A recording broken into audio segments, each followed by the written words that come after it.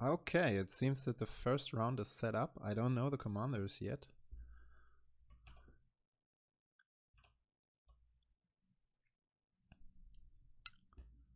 There we go.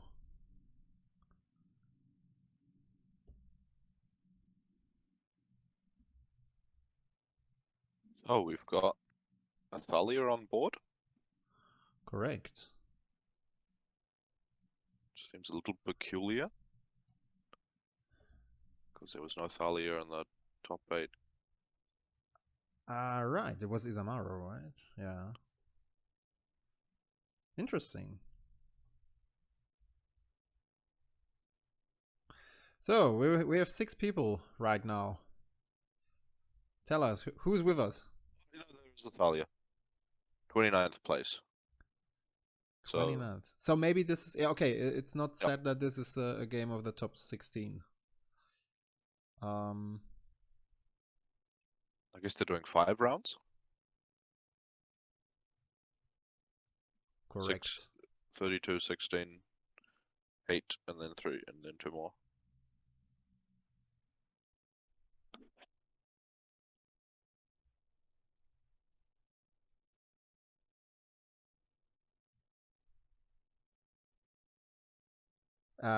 Is it 5 rounds because there are more players? Yes, could be the case. Yeah. I mean, last ZAP that we took part in, there was 2 rounds before the top 8. 3. You played 7 on day 1 and then another 3, and then there was top 8, wasn't it? Sure. I think it was in Maybe. total 10 rounds.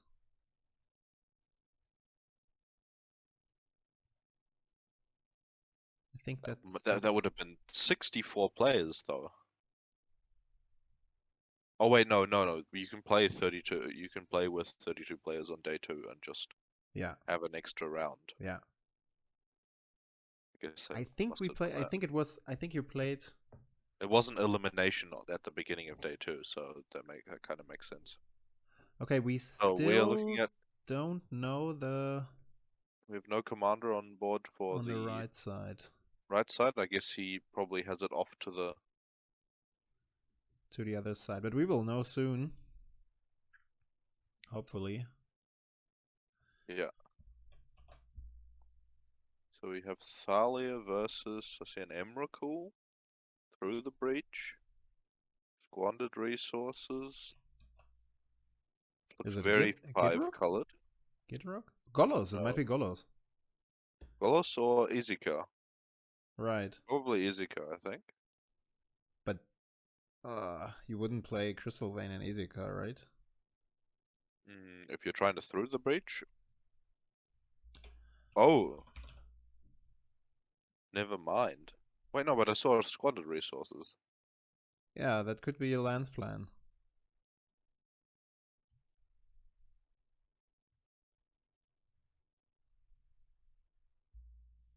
I think Maybe it is Golos.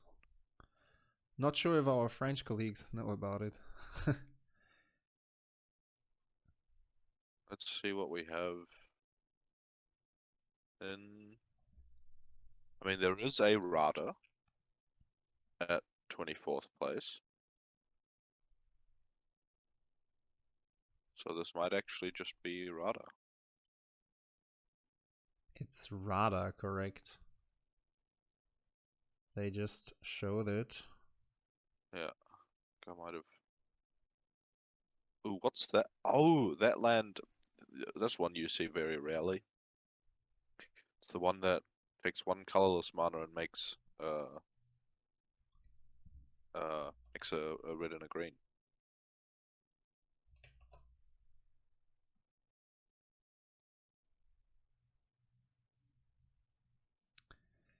Makes it. It's how are they? Those are some kind of filter lands. I don't even know how it's called. Yeah. Interesting. No, I haven't had one of those in my deck for a very long time, I think. Okay, interesting there.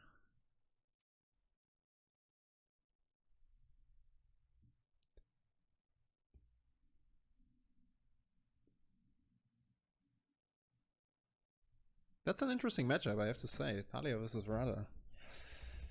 I would have not expected people to join an event like this with a Gruul commander, because there's not a lot of stuff to do, or not many tools against the graveyard-based strategies and stuff. But yeah, the plan is very different for this kind of deck. I think it's very all-in, considering it's playing through the breach. Just trying to find the land.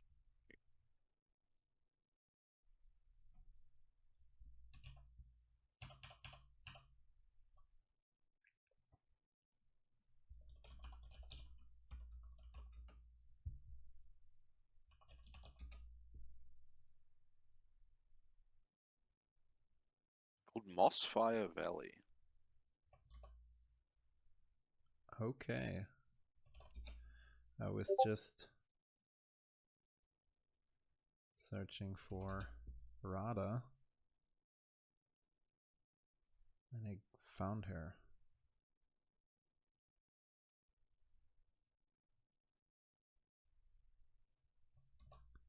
Cities of Traders.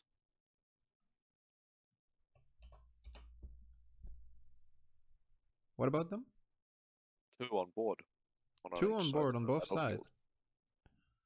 Right. Interesting. So there's an Overgrowth. Makes 2 additional green.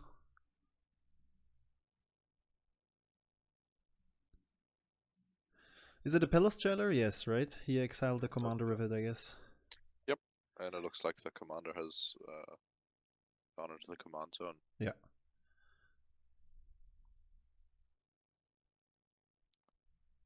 He's suspending a Hypergenesis. Jesus!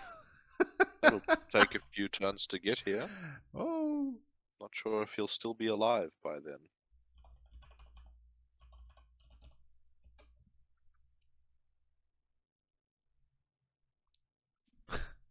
That's super interesting. So, when was the last time we saw this card? Probably when playing the first Sliver deck, right? Yes. Slightly after Modern Horizons 1 came out. Yes, correct.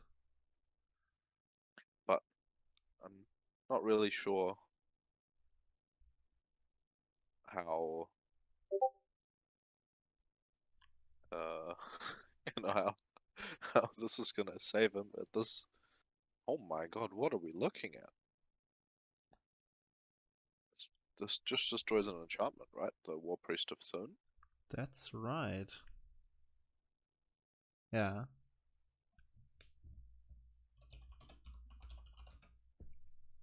think that's what it's called, yeah, War Priest of Thune.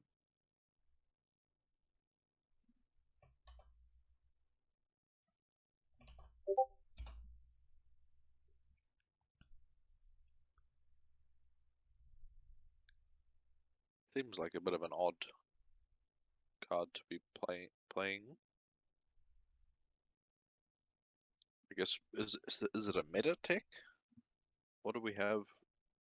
We have Inalla doesn't play any enchantments except Breach, and Breach doesn't stay on the board for the War Priest. And I guess Red Deck Wins plays a couple.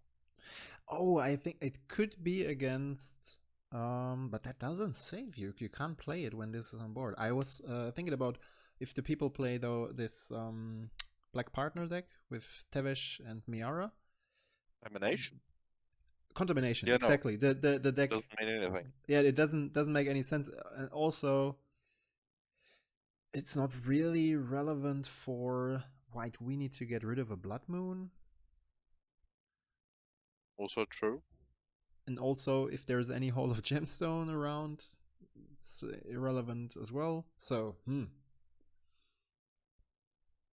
not really sure about that. Probably, if you play against Red Deck Wins, you want to get rid of vortexes or parasitic pillar or whatsoever. Maybe that's the thought process behind it. Hey Balbafu, yeah, that's the first game of the day. Correct. So this is the White Winnie player already won. I think the Radha player conceded here. So this is the 8th round, I guess. So we're not sure. This should not be the top 16. Because we haven't seen any Thalia in the top 16, at least to our information. And definitely no Radha, so that should be a top 32 game. Exactly.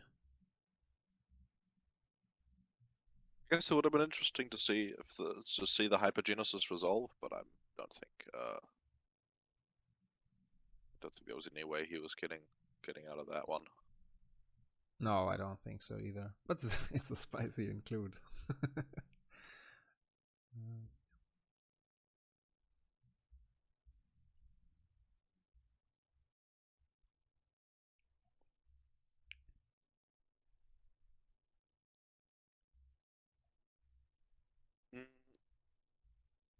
But both of these decks are in the top 32, so I suspect that they're playing 2 rounds today to hash out who gets top 8. Could be the case, yeah. Maybe the original plan was when they released the schedule that with like 120 or 130 players, they would play only 8 rounds. But now I think close to 150 are signed up, so maybe they've just changed it, which is okay.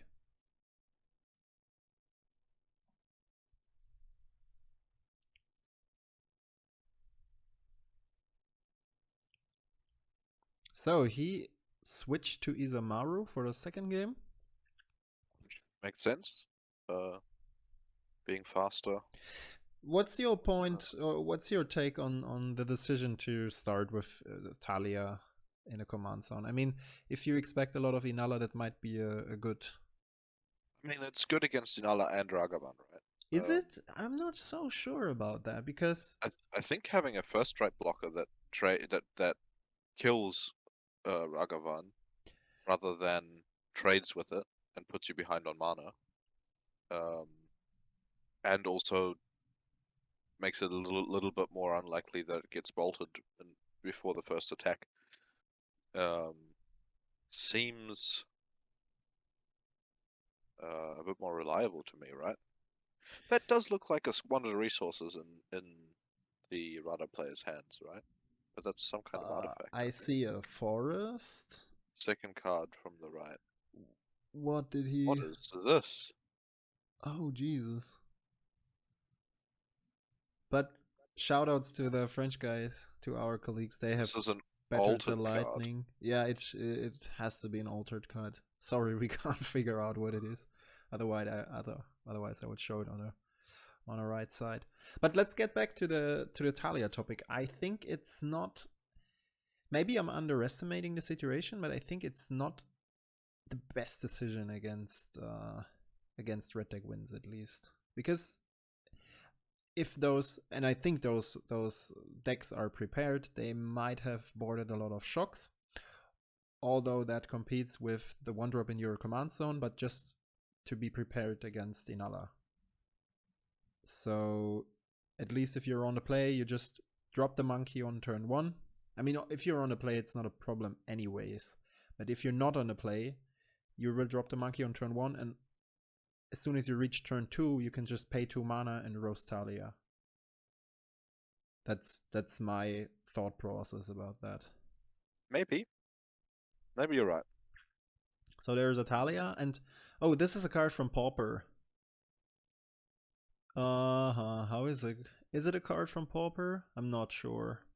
I'm also confused. I don't think I've ever seen this card before. Me neither. Is it one of those one of those rebels? So Isamaru is another different. rebel?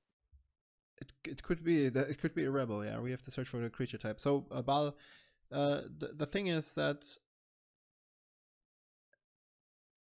with Isamaru you get faster on board, and you have a better curve because the chance of having a 2-drop in your hand compared to a 1-drop is higher. So you can have a 1-drop, 2-drop, 3-drop. If you don't have a 3-drop, you can at least play Isamaru again. And then you can make sure like your opponent playing Ragavan can't infinitely waste resources on getting rid of your creatures, unless he's really able to connect with the monkey. Then again, it might be reasonable, but usually you wouldn't do that. You would get rid of 1 or 2 creatures, and that's it. That's the balance someone has to keep up when playing a red deck wins. And that's a mistake many players do when picking up the deck, that they waste too many resources on creatures the opponent plays. The plan is really to get down the life point.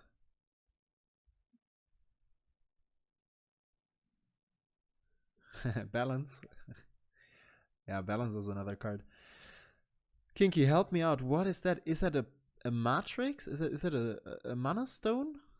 That is a Ramos's Dragon Heart. Yeah, that's what It taps for 1 red mana, and you can sacrifice it for 1 red mana. Holy.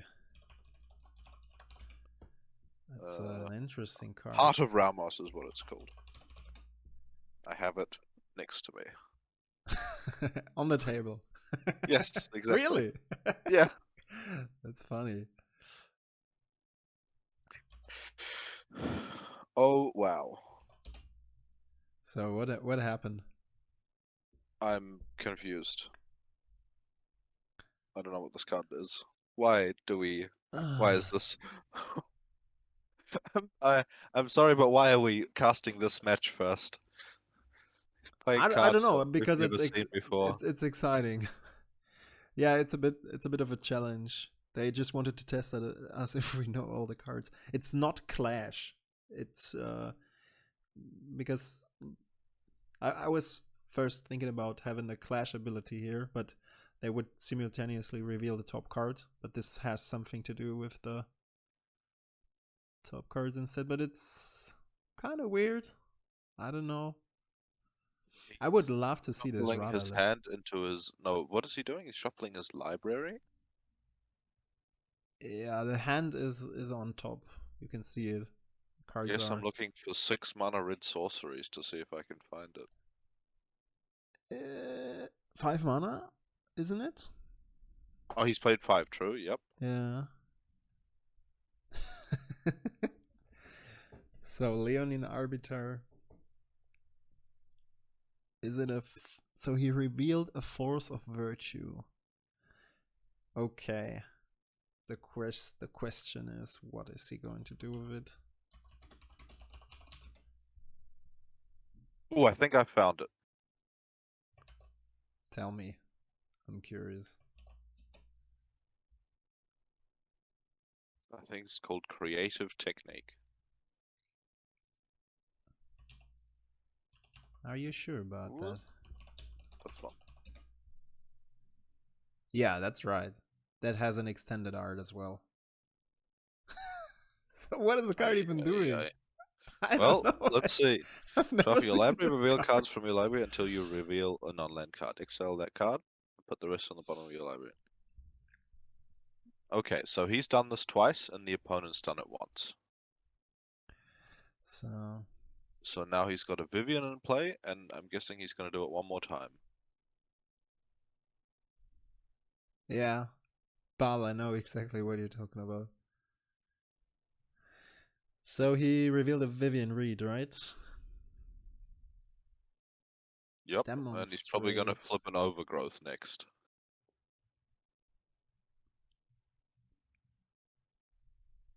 That would be fun. Really catching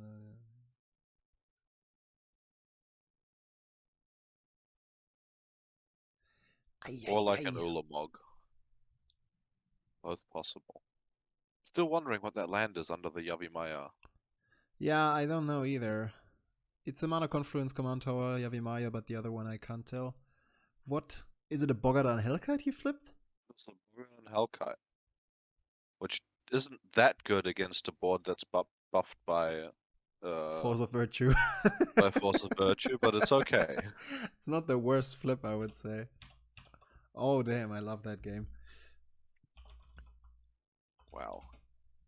I think it's crazy that like he's doing this because he could also like have flipped a Heart of Ramos, right? Could have just flipped 2 ramp permanents. Definitely. Sometimes you have to have the balls.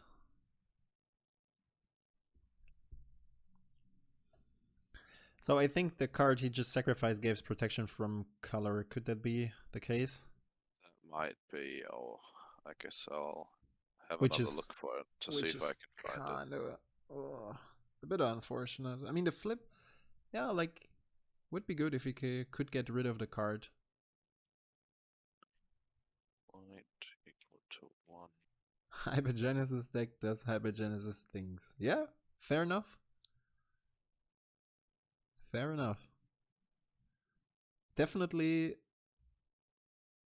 an unconventional version of Radha. Is it? How many prints does?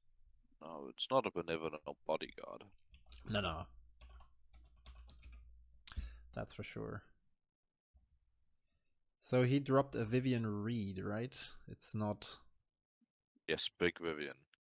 Yeah, but is it a 4 mana or the 5 mana? That's the 5 mana one from Ikoria. Okay. I'll get the name for you.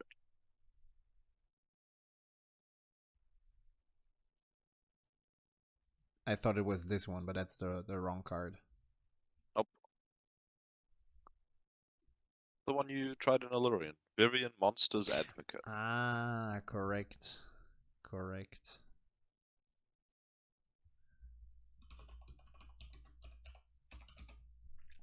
The good one. I think it is pretty good, yeah. Yeah, I do like it. Doesn't seem quite. I guess if you cast a Boggart and Hellkite and you've minused her. Definitely, yeah. And then you search for CMC7. Yeah. That's Seems not too like bad. a powerful play. Absolutely. So on the. He played a Sanctum, or how is it called? A new one. Some Sanctum en Yep. Vec? I think like this. So it has protection from black and from red.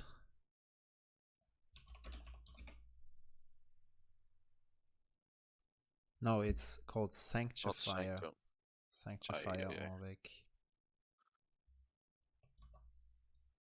Hey Theodore. How are you? Hey, der Witmenmacher. How's it going? I read out the more wholesome part of the name. You read out the less. The right side, you mean, Theodore? That's the Heart of Ramos. It produces a red mana for tapping, and you can sacrifice it and produce another red. Yep. So basically, a mana dork. And there is an elephant token, which should be a beast, I guess. Mm-hmm. From Vivian. Very interesting board. Has some kind of counter on it from the Vivian, whether it's flying, reach, or trample, I think, are the 3. Vigilance, reach, and trample, I guess. Yeah, it definitely vigilance.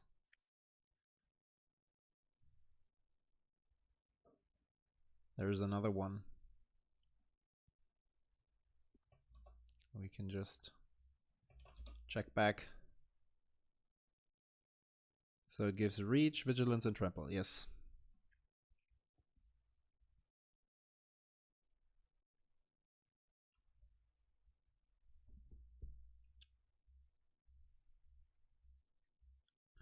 "16 guys with us.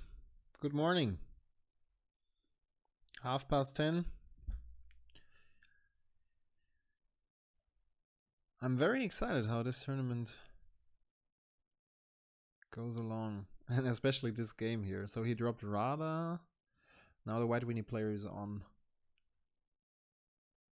turn. Interesting that Leonin Arita didn't do anything so far. And he plays a Palace Jailer again. Powerful.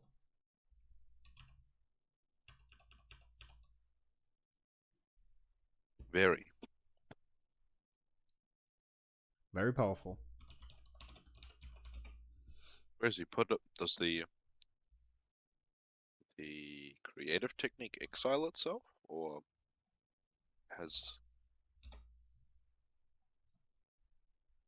looks a bit weird. Placement. Oh. Oh, they found it. Yeah. On the on the French stream, they found the card. Yeah, they just draw it over. That's good. You know, so it's a little bit confusing because the creative technique is in his graveyard, and he's put the Boggart and Hellcat there too. And I don't think he has a way to sacrifice it, so that's the Palace Well, Jailer entered, and I'm presuming, since he pointed at it, targeted the Hellkite.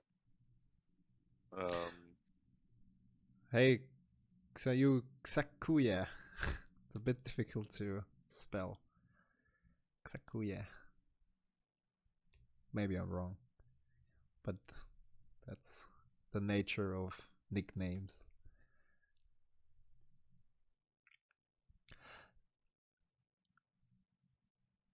Ah, okay. Is Amaru player is Rofilos? Yeah, that's another dude from the French Discord, Ah, I guess. Ex-regional champion. Okay. I think it's Rules Committee. Ex-rules Is it not? committee. Okay. Is this Wow. RC? Not the Rules committee. Rules Okay. Committee? Yeah. Oh, that's interesting. I don't even know that. Maybe that's some time ago. Good morning, EL.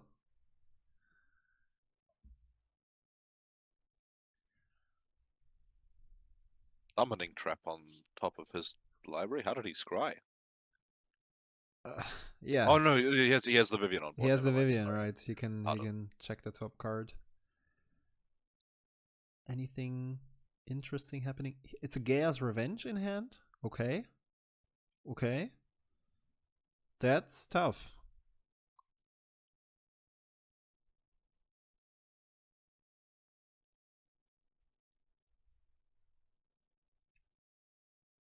So they're adjusting the stream, it seems. Did you see it, Guy's Revenge? I guess it's probably pretty powerful. Yeah, it's on his hand. If he can play it, swing with it, and then has. It doesn't have vigilance, but It doesn't have trample either. That's kind of unfortunate. that's right.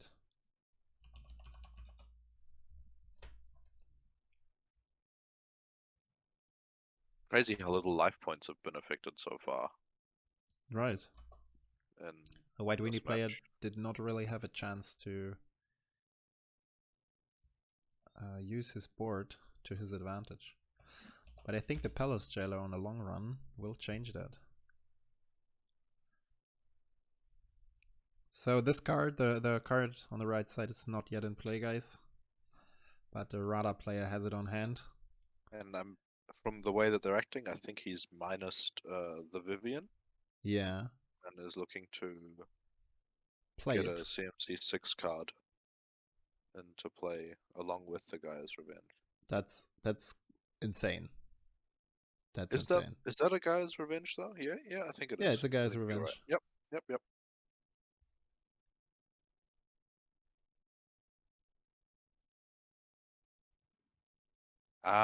What card is that? I think it's called the land is a wood. Is it the new one? The world? The forest? No. Nope. What did he search for? I know the card. It's a land that comes into the battlefield tapped and taps for a green, and you can sack it for 2 green. It's not Thrank. It's a depletion land.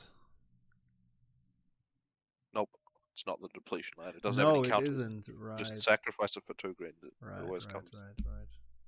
Land, color identity, green. Interesting.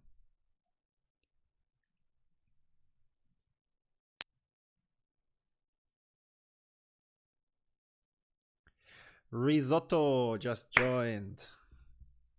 Welcome. So what's the red card, Kinky? I think that's the relevant part here. I tabbed out looking for the No idea. for the land. It doesn't matter. There we go. Havenwood Battleground Yeah, all right. is what the land is called. So he got. So he was swinging for 6 power creature. The red card, it secretly names an opponent. That I kind of will business. look into my binder. Yo. So that was a land he was sacrificing. He's showing right now. Oh, I don't have it in my binder. It's too bad for that. Oh, they missed the Leon in Arbiter trigger. Nope, he's paid for it.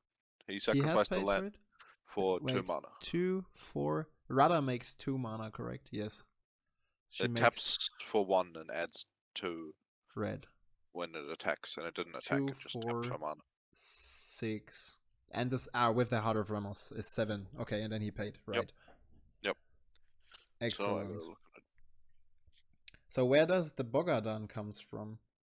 It was taken with the what's it called? The Monarch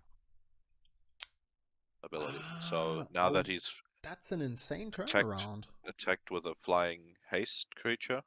That's an insane turnaround. And then he gets another trigger. He gets rid of all the complete board, and the Thalia player is conceding. And I would do so as well, because next turn, that's probably lethal with a 7/5, 6x creature, and another Hellkite. I don't think they can ever you can ever compete with. And he has all those elephants as well, right? Or the beasts, actually. Wow. But all the beasts were dead. The beasts were dead. Okay. Yep. The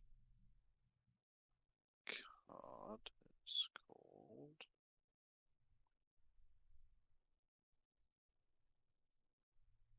I like it. I like it a lot.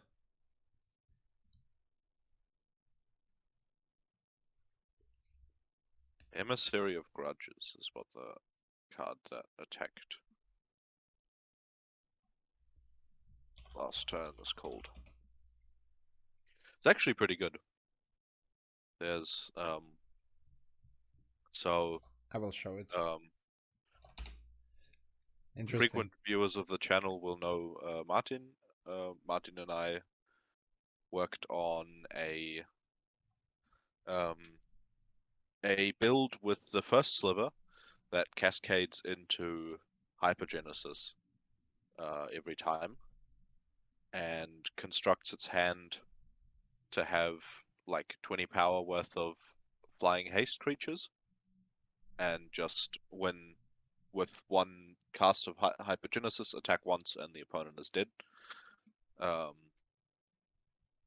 And there's lots of cards that kind of help with that. A couple of cards that give double strike. A couple of cards that and lots of cards that just have flying and haste.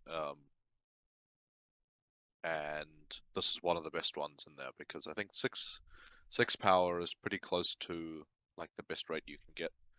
There's a couple of ones that are bigger, but those usually lead to lethal. Yeah, that's the deck I was talking about in the beginning when we showed Hypergenesis, and I asked him what was the last deck. The deck kind of scoops to counter spells, but other than that, it's pretty strong. We always wanted to show it on cam for you guys, but we don't know anyone who has a Eureka in card pool. So, and that's a card you can't. I mean, you could skip using it, but it's really relevant. Maybe. Yeah, could be the case. It would not be good, but he could also lay it on the box on the right side, because he did that in the first turns as well. In the first Yeah, games. the Radha player hasn't had their commander on board Yeah. at all. So Rob, because you're asking how does this beat Ragavan or Inalla, I'm curious about that as well. I actually wonder about that. So the camera lost focus, and we are looking onto a bit of a blurry matchup in both terms. Is this a gemstone cavern? Yeah, it's a gemstone cavern.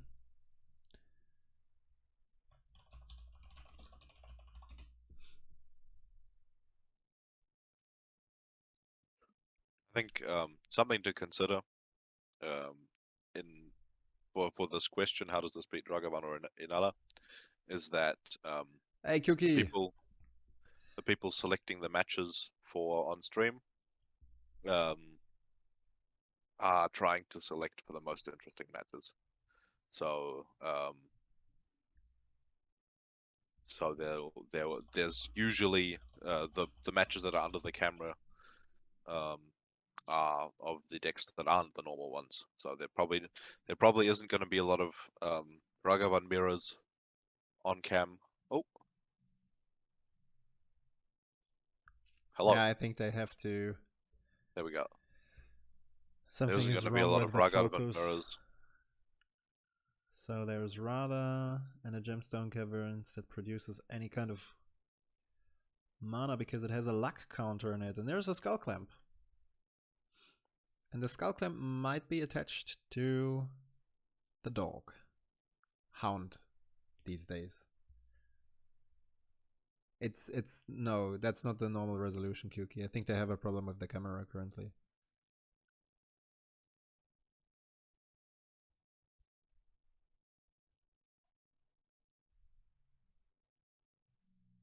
Or since we are restreaming their stream, the quality of their stream is currently a bit under pressure. Say it like That's that. kind of sad that um, the Graph Diggers cages in the mono white players Yeah, deck yeah, to counter Inalla yeah. when and our Radha player has. Oh no, No interaction at this is all. very sad. That this kind of incidental hate just kind of beats the.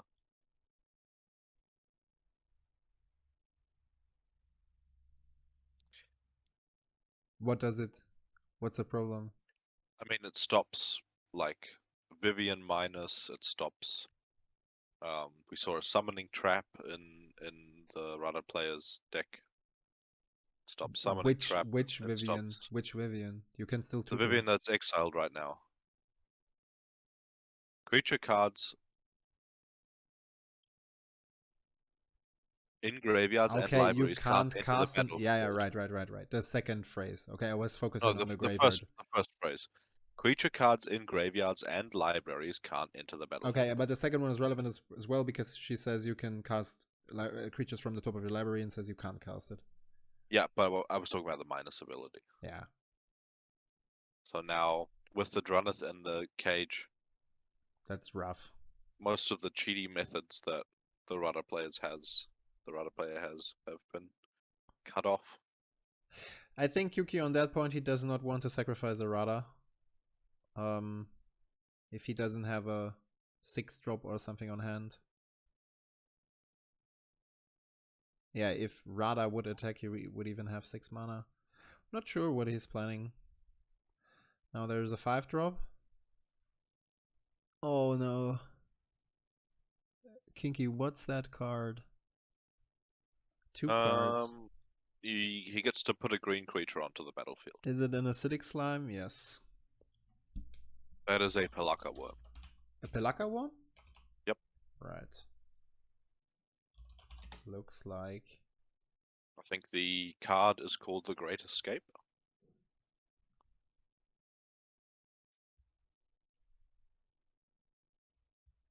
No. It's not a Pel. Is it? Are you sure it's a It, Palaka? Yeah, yeah, I it am is. very It is. sure it's a Yeah, yeah. Pelaka work. Okay.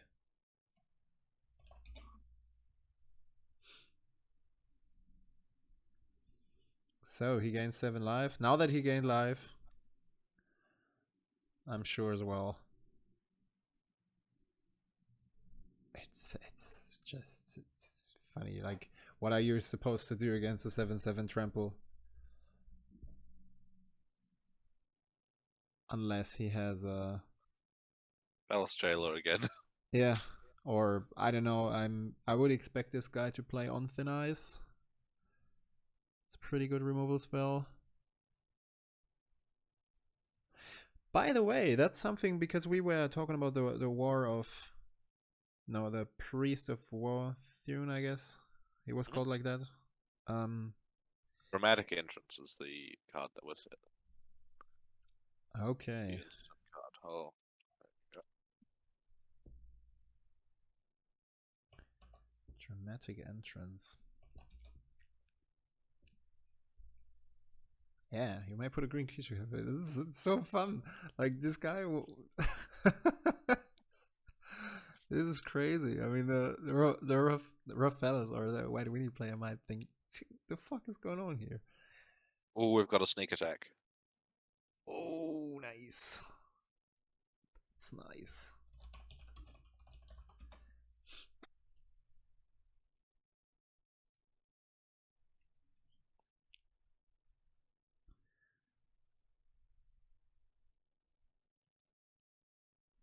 It's funny, like the white weenie player really has some hate on the board with Dranov and the cage, and he has a perfect setup to just ignore those.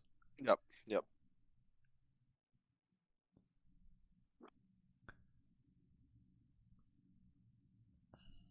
That's really challenging. Oh, Chewy is here as well. It's an exciting battle here. We have to admit. It's challenging. You learn some new cards. I agree, Kuki. I think it's a bit strange how the top 32 of this tournament of a 150-man tournament have selected for Radha, sneak and show Radha. Yeah, But that's you know, that's how that's at least magic from works. our experience. That's the spirit of those events. There are always people who bring up stuff that you wouldn't expect. But like, I'm not saying those are bad decks or anything. You see that it performs very well, and that might be the case. It's somehow a combo-ish game plan here, and if he's in top 32 at least, he might have been very successful yesterday. And we see why that might be the case because neither red deck wins nor white weenie or whatever can probably deal with those things. And there's a beat for 13. Was it a Hellcat again? No, it was this guy. It's the emissary of grudges again. Right.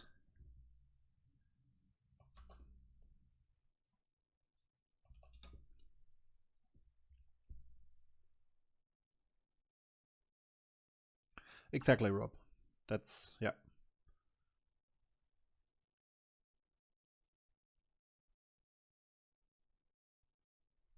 Yeah, that's a lot of luck.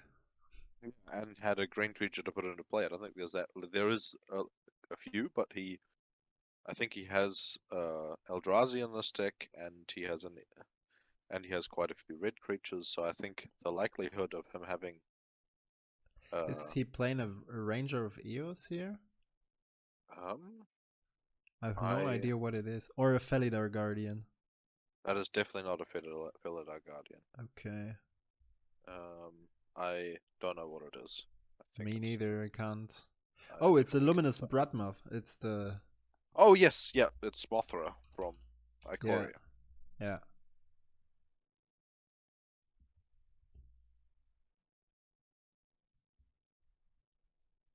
Oh, That's a good card. I guess the Palaka Worm tramples and Yep. oh, what's this? Oh, a Woodfall Behemoth. Right. No, Woodfall Primus. But it destroys a non creature permanent. Takes a land.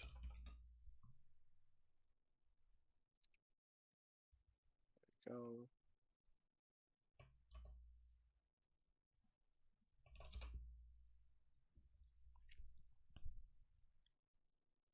Primus I with think sneak this attack. That's just is nice. Jesus. That was a great match. That was a great match, guys. Okay, so that's a 2-1 for Radha. I'm curious about that one.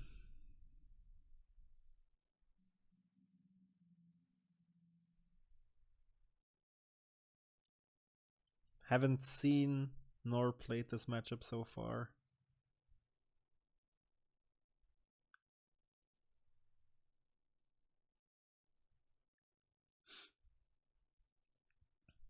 So who's on the start? Who's on the play?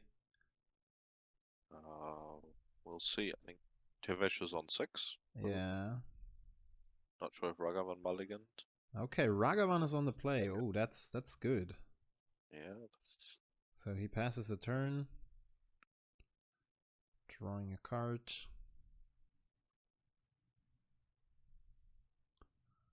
That's a Mishra's Factory. And Earthshaker Kenra. Yeah.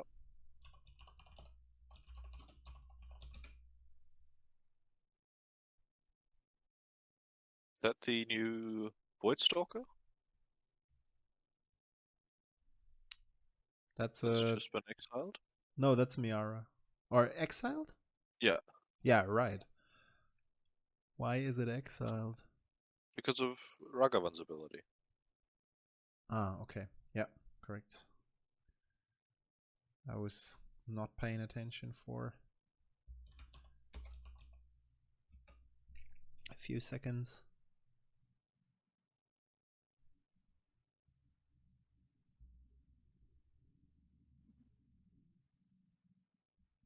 And the Scryfall connection is a bit slow currently.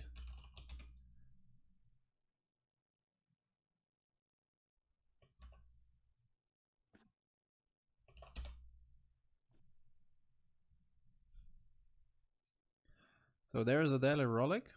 That's not bad.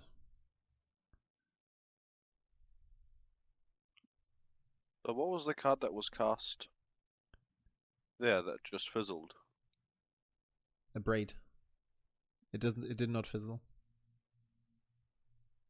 He played in a braid on Okay. Miara Okay. and Yep. So a little bit interesting decision to allow Ragavan to go into exile there. Not sure if they're gonna correct that afterwards. I think he Or just put it in a command zone, right? that's definitely not the command zone. Well, and there was a Dead of Winters coming in.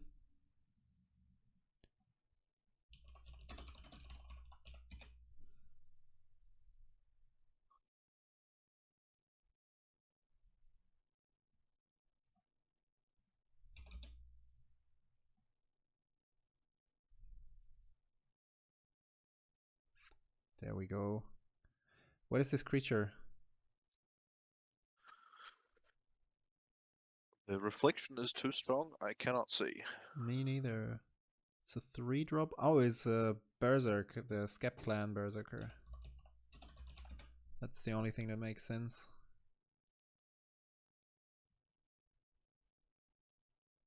That's a 3-drop with Renown. Ah, yes, that makes sense. Correct. And there's an oubliette. Getting rid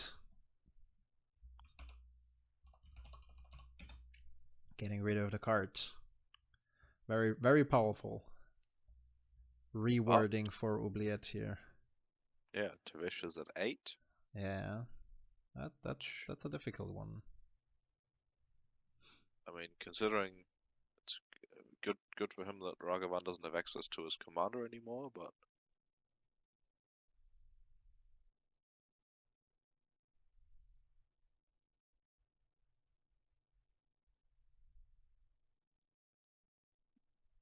Goblin Chain Whirler. Yep.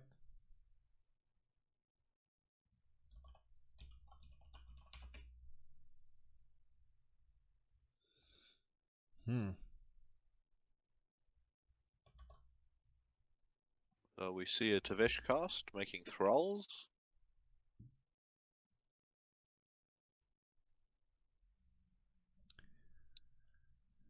Blockers are not bad, and the chain wheeler is a true. turn too late.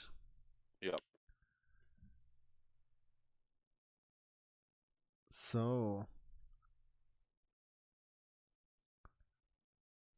yeah, I still don't know why Ragavan is exiled.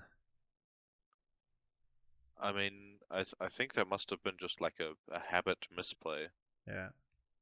Yeah, I think that must have also been just like an oversight by the Ragavan player. He pitches a Magus for a Fury. Okay. That seems okay. But it costs 5 mana, right? Fury? I think he pitched the Magus and then attacked Yeah, with but Mistras. I guess. Oh, It because he doesn't had lethal. cost. Never mind. Never Yeah, mind. he Yep, had yep, lethal. yep, yep, yep. That's fine.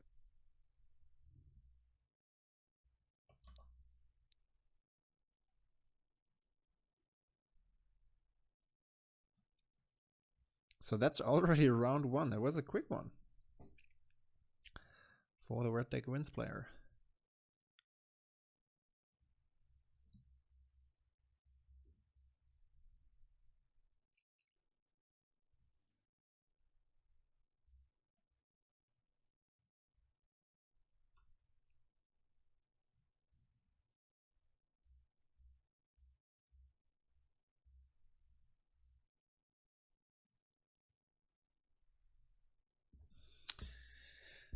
Okay, so I think the mono black player really has to draw some life gain spells, and especially I don't know how much turn 1 interaction it features, but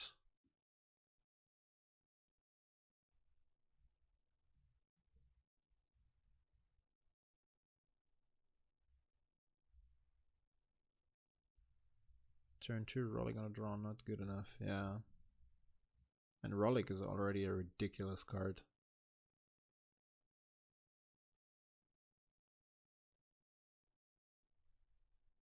I mean, I have to be honest, I don't think that's a matchup that's in favor for the black deck. Not at all.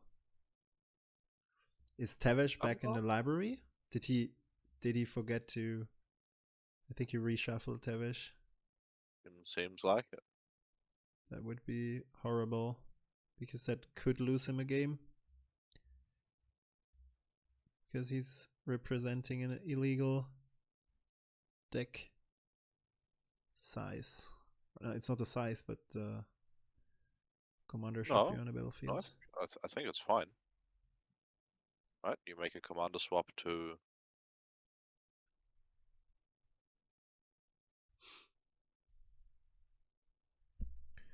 So there's a Bone Shards. He's discarding a Bloodgust after he played the land. Say. I don't understand that. Yep. So. I think like he just another... realized that there was a misplay. Yep. Puts his fist on the table. Oh no, he has another card. Okay, he wants to interact. Is this a cremate? Yeah. That's a cremate. He could have done all that just with a Bloodgust in play right now. So. Yeah, correct. Interesting. Correct. So there's the Bloodgust again. I mean, it's... I don't want to say it's not a difference, because he's playing the Culling the Week. And there's a Tevesh. Okay. Oh, okay. Well, so let's remember he's short 2 damage. That's what I wanted to say. I mean, he could have used the opportunity to deal 2 more damage. In the end, it might be very relevant. It doesn't look too good for the Ragavan player here. So he plays a Tar Fire on Tevesh and probably another spell. But that seems to be super expensive. I agree. Tevesh comes with 3 and goes up to... No, Tevesh comes no? with 4. It goes up to 6 with 2 Thralls. So there's the Tar Fire. Now you should be careful of any Tarmogoyf. So, Yeah. and that's something we talked about last game. There's a Lightning Bolt for Tevesh, and he wasted 3 resources in order to get rid of Tevesh. So, That might be worth it, but I'm not sure about that. He can play Miara now, and he will get the... I mean, this deck plays many spells that interact with or use sacrificing creatures in order to whatever, like we saw on the Bone Shards or the Culling the Weak. Yeah. Feels... I don't think that was correct. No, me neither. I mean, that's 7 damage. I mean, considering that he's missed a land drop, and now he's getting ported too. That's insane. Yeah. That's insane. So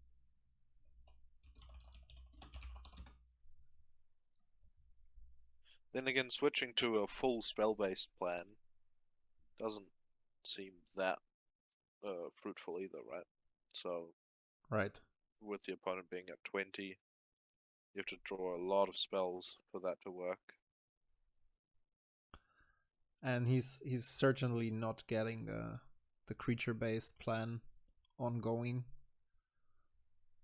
because he's short on mana and your opponent has a bunch of blockers, and now he starts to attack with the creatures. 3 damage a turn. Well, it will take some time.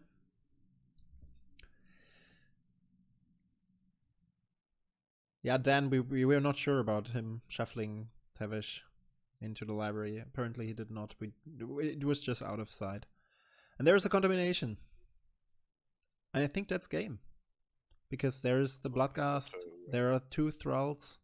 He has no chance of activating his Mox Amber. Yep. That's the other the other side of playing Blood Moon. That's a bummer. There's nothing Red Deck Wins can do about that. And he sacrifices the Bloodghast, so he takes his time.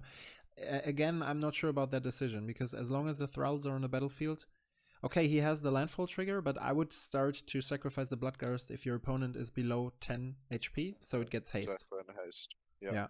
It seems kind of... I'm not sure if that amounts to a full another turn, but I think it probably does. Okay, so he's transmuting a Demon Machinations.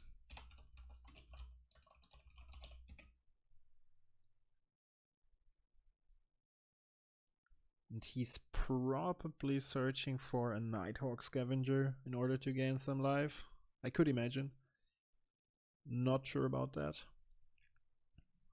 He can't search for Bitter Blossom to keep up with the combo, and it's also not that good against Red Deck Wins, but he would win on the long run. Like, your opponent is unable to cast any spells except Fire Blast. Yeah, I think it's pretty much... I mean, next land drop, he can just recast Tevesh, and then he has the Contamination Loop in play forever. So I don't think he has to get anything that would guarantee him contamination. He could be trying to get something that works towards the next land drop. Yeah. I mean, from my point of view, I really think there's no point the Ragavan player would continue here. I mean, I think you're in the first round of the top 8, which means there's no round timer. I think Okay, so you can you check what is he into. play it out, see Yeah, if there's anything else that you need to be aware of during mulligans for the last game. right. Sure, Fury and Pyrokinesis exist, but they don't really. I mean, even with a Pyrokinesis or a Fury, you currently can't stop contamination from being activated, right? There's 5 toughness on the board. Um, And so you there wouldn't. are. I think playing Fury is okay, and we saw that in the last game. I'm not sure if you play both. Um, Yeah, so the point I'm I trying to agree make is also. that Yep. it the chance is very low to draw it, and I'm not sure what he just searched for. Can you recognize a card?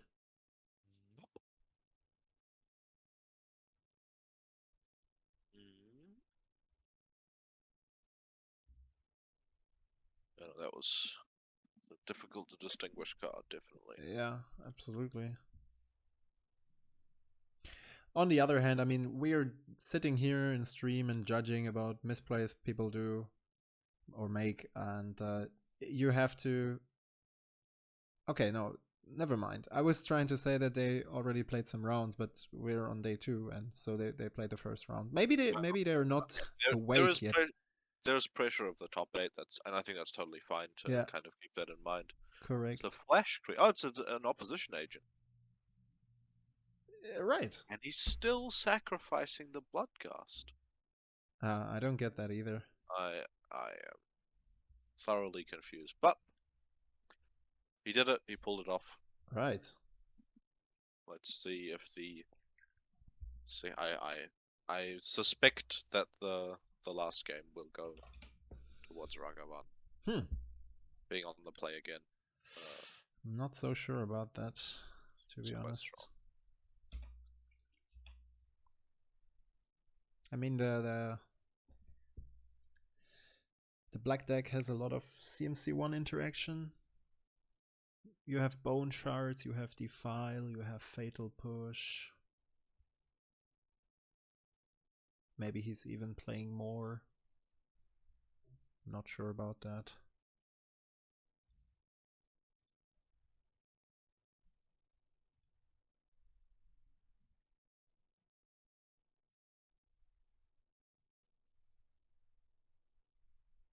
But so far, very interesting. Okay, Kyuki, thanks for tuning in. Have a nice day as well.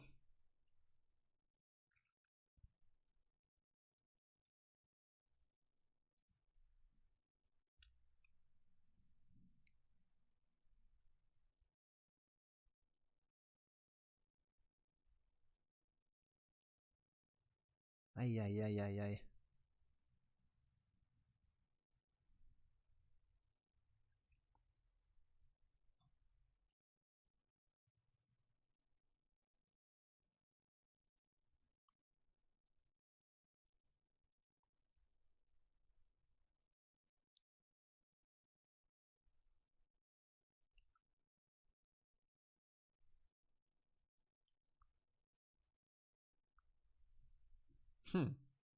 So let's see if he manages to keep a 7 this time. And he's not. And checking the top 3 cards isn't good either, because it doesn't change your decision. But okay. Sometimes you're just curious. Doing it anyways. So guys, what's your expectation? Which deck will take it home? All bets on Ragavan? Not so sure about that. I think if the opponent, the black player, manages to get down combination with a repeated engine like Bitblossom or whatever, betting on Ragavan, hoping for Tevesh. I think I'm with you.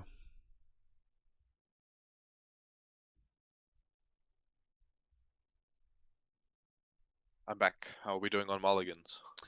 So yeah, the black player is the mono black player is going down to 6 again. I think that's just a matchup at which you have to aggressively mulligan. You have to have some interaction and like maybe not the you should have the interaction, but either life gain or I just said stuff like contamination. And it seems that he's fine with the 6 cards he just drew. Yeah, mulligan aggressively is definitely good nowadays because the London mulligan. Oh, he went down to 5 already. Wow. Okay. I mean, but it's not a problem for that deck because Tevesh gives you so much card advantage. we our recording session yesterday. I also took a lot of mulligans, but most of those were just for not drawing lands, which I think is quite it's frustrating in tournament play, but it happens there too, right? You just Yep. have hands where you have one land and you just can't keep it. There's no way. There's nothing, not even a decision whether you keep it or not. It's just like, okay, well, I don't have enough lands to play. I am mulliganing. Right. So that's sometimes an issue too, which is unfortunate, but it exists. So there's the innocent blood. That's great. That's a good start. I do think so as well. It's nothing to be worried about.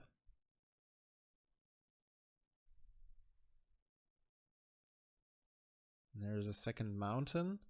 And now it's interesting if the opponent, if the red deck wins player can establish a board with more creatures and pressure that way, or if he's dependent on spells. But as far as I know, or we've seen that he's playing Fury and stuff, I think he's more towards playing a creature-based deck instead of spell-based. You might be correct there. I mean, we've seen shocks too, and shocks usually. Oh, we've seen a go. And an Arcane Signet. Okay, he's going to ramp into his commander, which is good. And there might be a burn spell end of turn. There isn't. Oof. Turn not efficiently used. There's a Ragavan for 3. This kind of seems that the burn player thinks he has a lot of time, and I think that's not true. But maybe I'm wrong. So there's another card. What is that? A Dark Ritual? Yep.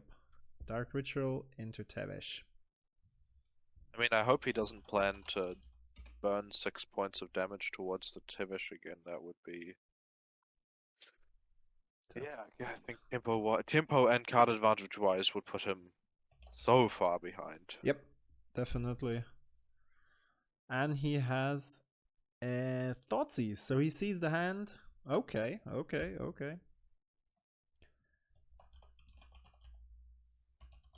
By the way, a very nice interaction here with the Thoughtseize and the new Dory Voidwalker. And now I think they have a judge call, it looks like. Guess the player is leaving. Not very sure. He got a paper too. Well, the opponent could just play with open hand, but okay. I think in a top 8, you. Yeah, people don't want to do this. I can understand it, definitely. People take notes and keep track of it themselves. Yeah. I think it's Spank the monkey. Hate the wizards, hate the monkey. So he can keep his snow-covered mountain on hand. Great news. Amazing.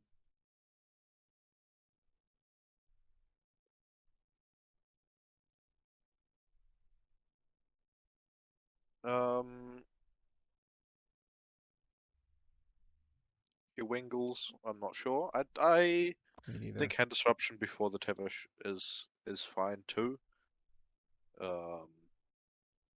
Probably better to see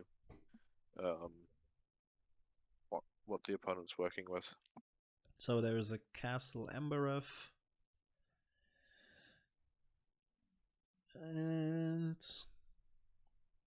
he might simultaneously decide which card to get rid of.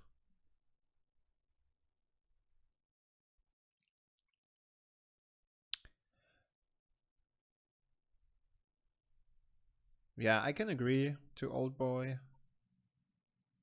It seems to be a bit weird, but on the other hand, there's not that much interaction your opponent can have to do something about it. Sure. I do have to say I'm don't mean to be rude, but I think the Tevesh players' play so far hasn't been that clean. So I guess He's not critiquing at this level might not be the right yeah. place to start. You know, I think sacking the Yeah, bloodcast I and get your stuff like point. that. I think there have been situations so far that Maybe they had a long evening yesterday. yeah, Who knows? might be the case. Might be the case.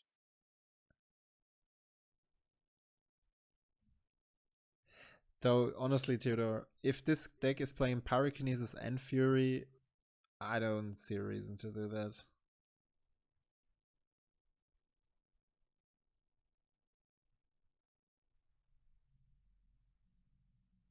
That's right. Yeah.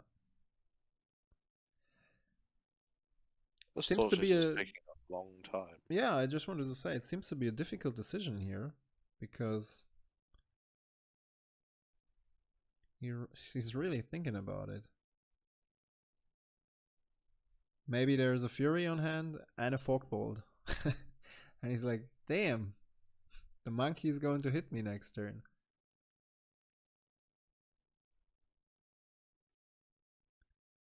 Could also be that he's just losing Tevesh next turn. He's trying to calculate I mean, Tevesh or has six loyalty. I'm not sure if I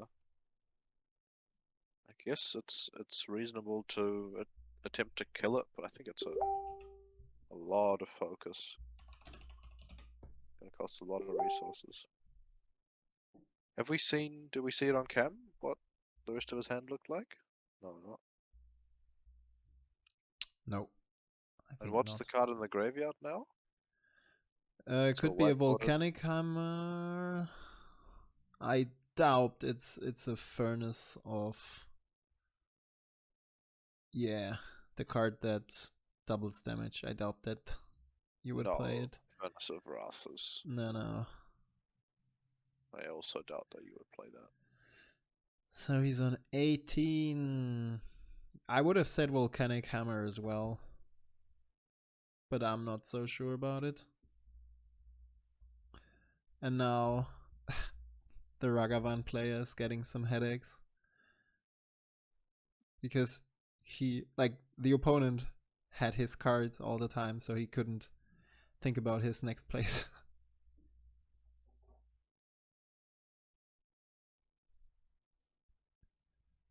Yeah, I but don't think sometimes, I it's mean, Volcanic Hammer that was discarded.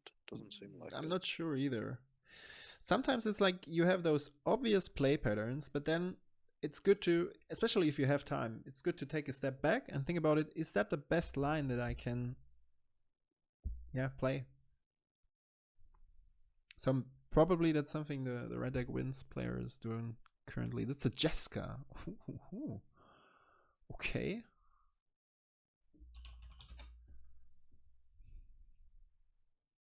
We've seen 2 commander casts. We could see a -2 to kill the thralls. And A -1 would even be okay. -1 kill the thralls attack. Yeah.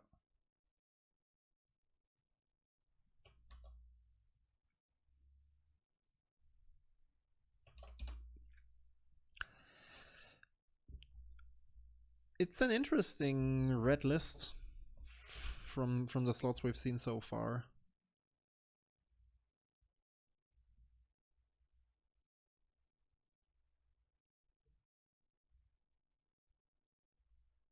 Yeah, it could be the case that it's a top deck.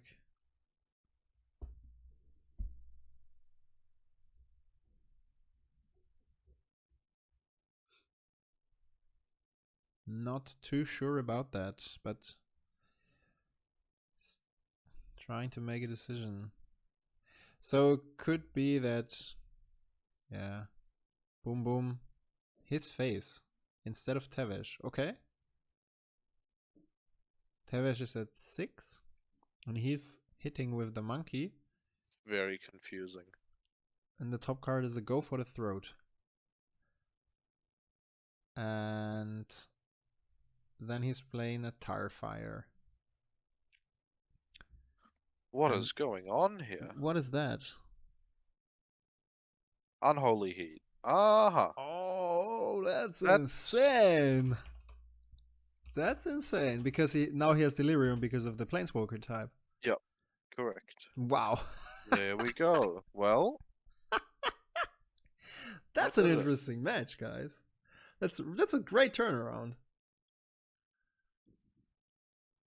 That's a great turnaround. I'm very confused what the Thoughtseize took, because I feel like if either the Unholy Heat or the Jessica must have been in hand, right? Right. So you probably want to be taking one of those as opposed to anything else, right? Mm.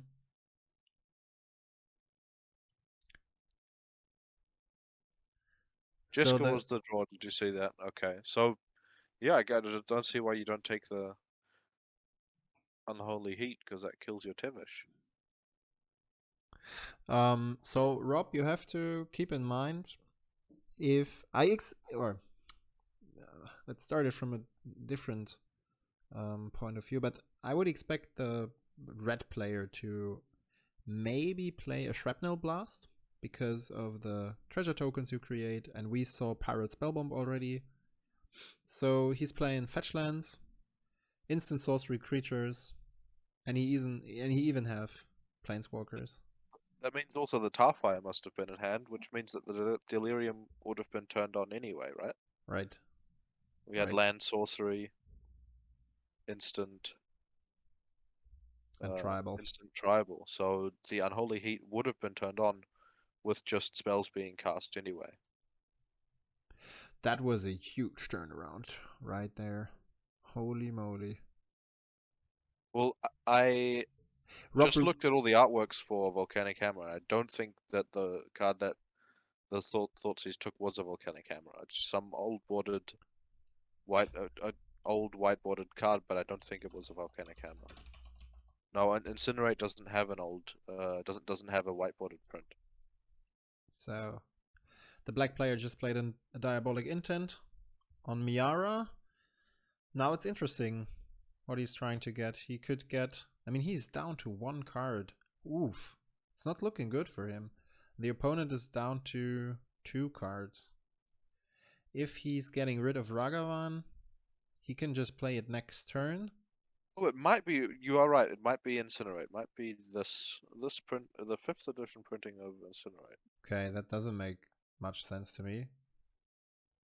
Maybe the Unholy was a top deck either, or that card was a top deck, because anything else wouldn't make a lot of sense. And he took a Bloodthirst, whatever, destroys a creature with CMC2 or a planeswalker with CMC2, and you can kick it and ignore the CMC2. And there's he just spent 5 mana. Yeah, it's the 3rd cast already. So he just spent 5 mana sacrificing his commander and going to get a sometimes the you have to do it to kill the Ragavan. Yep. But I think you need to be active in that turn. So there's another card that could be a shock. I think that's a shock. And he goes down to 11. There's a Loyal Apprentice. Oh, he really needs a board wipe here. That's 5 damage now. That's rough. That's rough.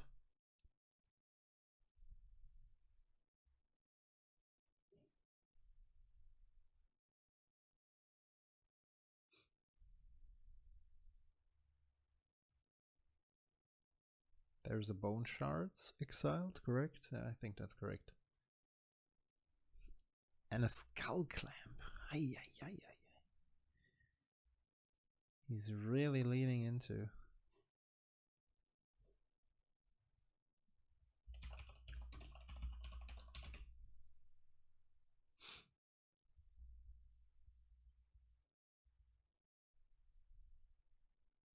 Maybe you clamp a Thopter there.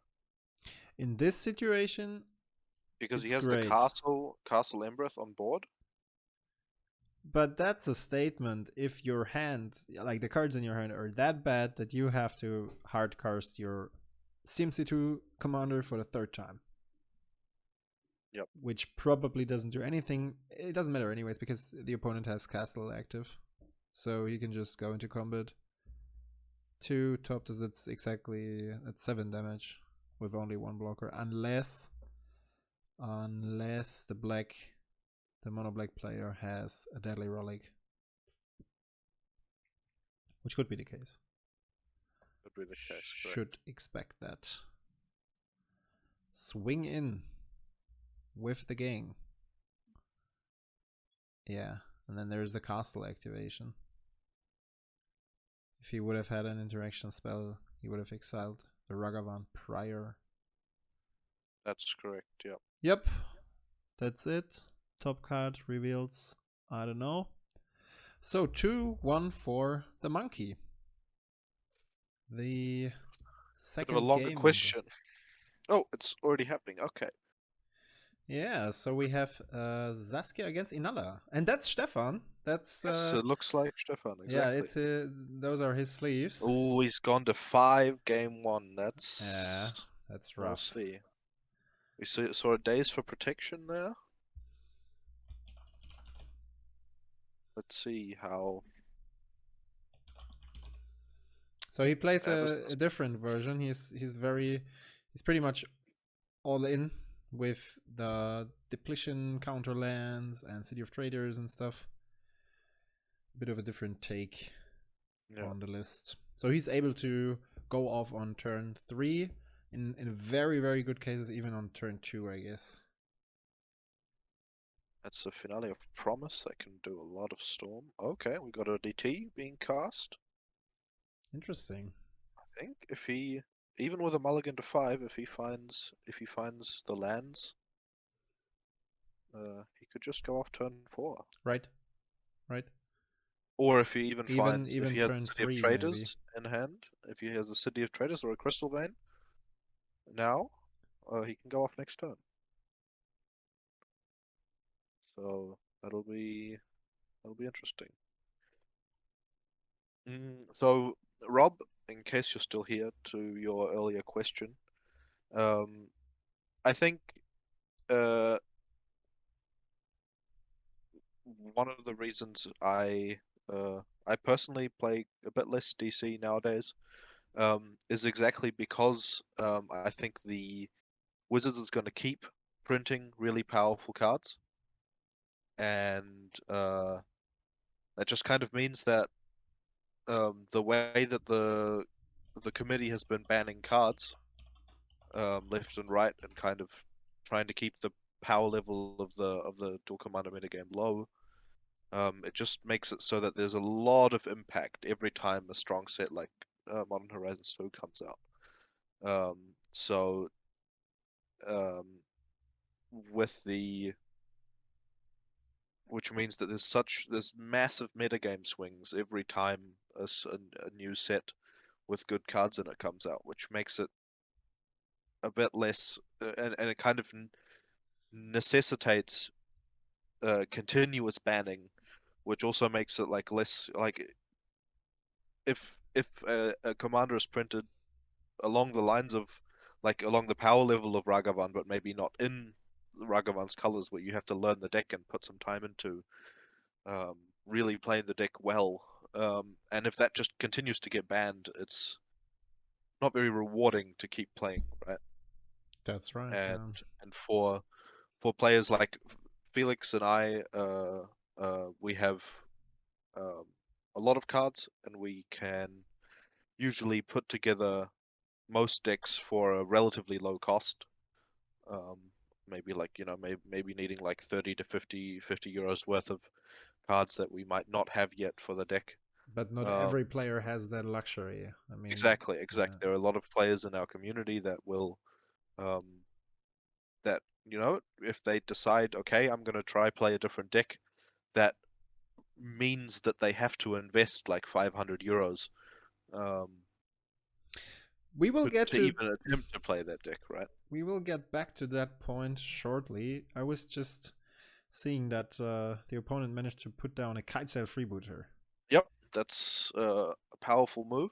And he can just steal the finale, which is not bad, to be honest. That's not bad. I mean, the Inalla player has Spellseeker in hand, but he can't go off without finale, Yep. which is a problem. And he can't use the days either because there is Evagens Brilliant laying around waiting to pay the mana. Yeah, this seems like a tricky situation for the Inalla player. That's right.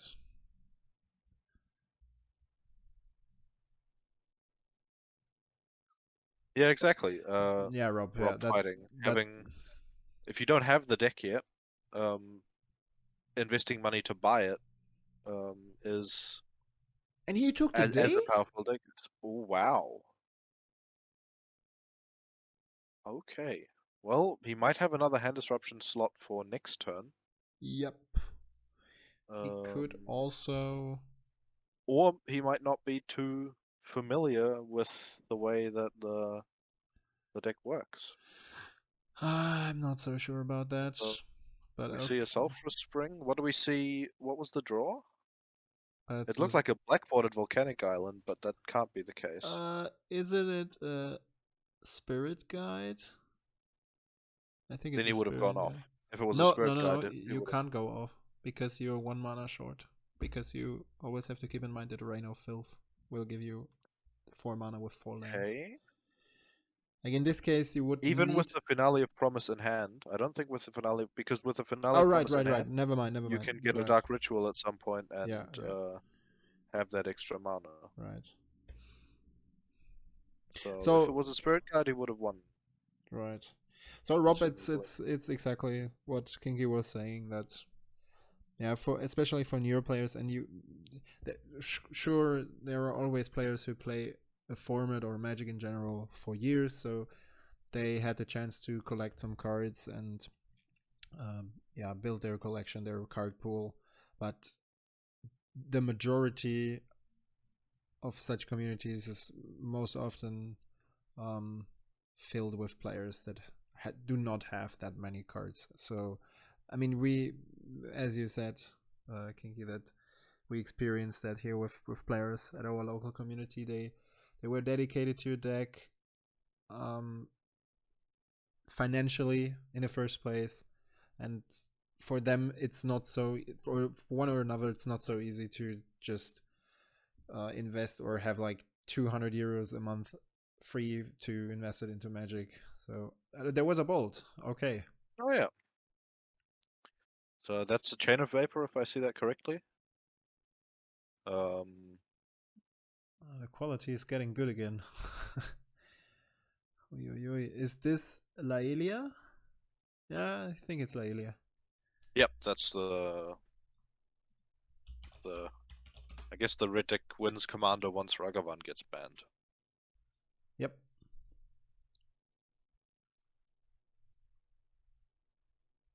Do you think this one is better than Karizev? I think so, yeah. I think a hasty 3/3 in the command zone, which also frees up your curve to go quite a bit lower. Um, to play like all the possible 2 drops. Um, I think is pretty good. And this card gives a lot of late game inevitability, and also makes it so that you can play all the 1-drops and all the 2-drops, and the opponent kind of has to remove them. Yeah. And then you have your commander, which wins you the game. So I think that's probably very strong. That's a Bob, yeah.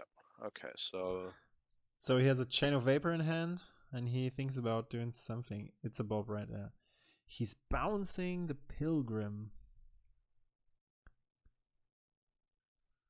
That's interesting. That's interesting. Are you going to draw land? Yes. So he can go off, I guess. That's it.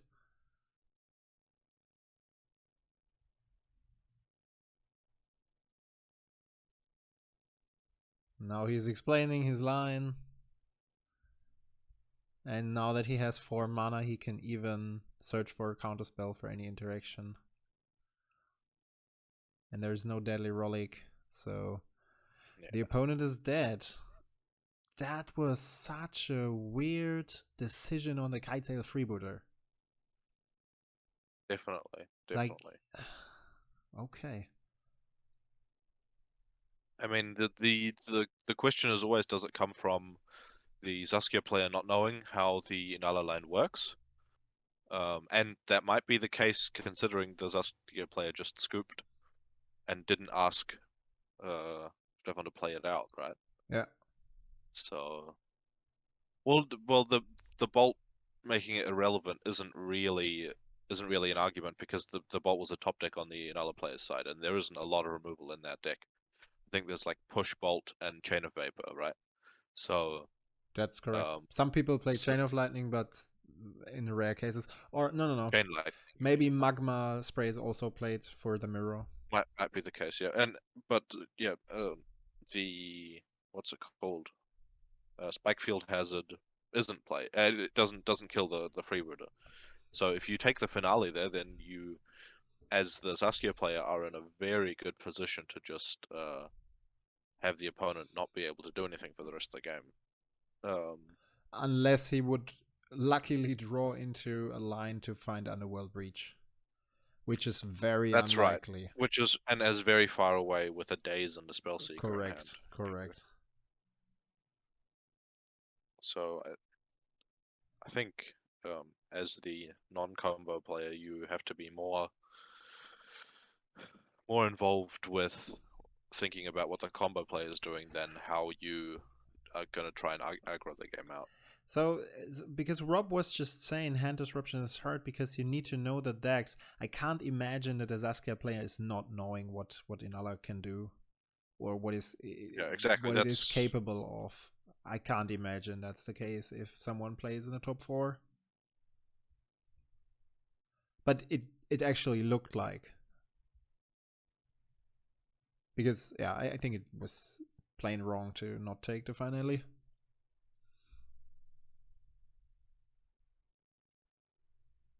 Would be interesting to get his thoughts on that.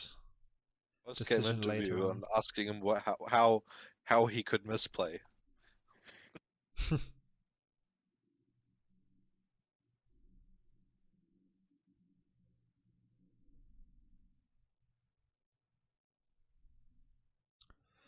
Yeah, but the problem is, Theodore, that there is no point in casting Saskia if if you can't kill him this turn with the damage. Right, he had no power on board.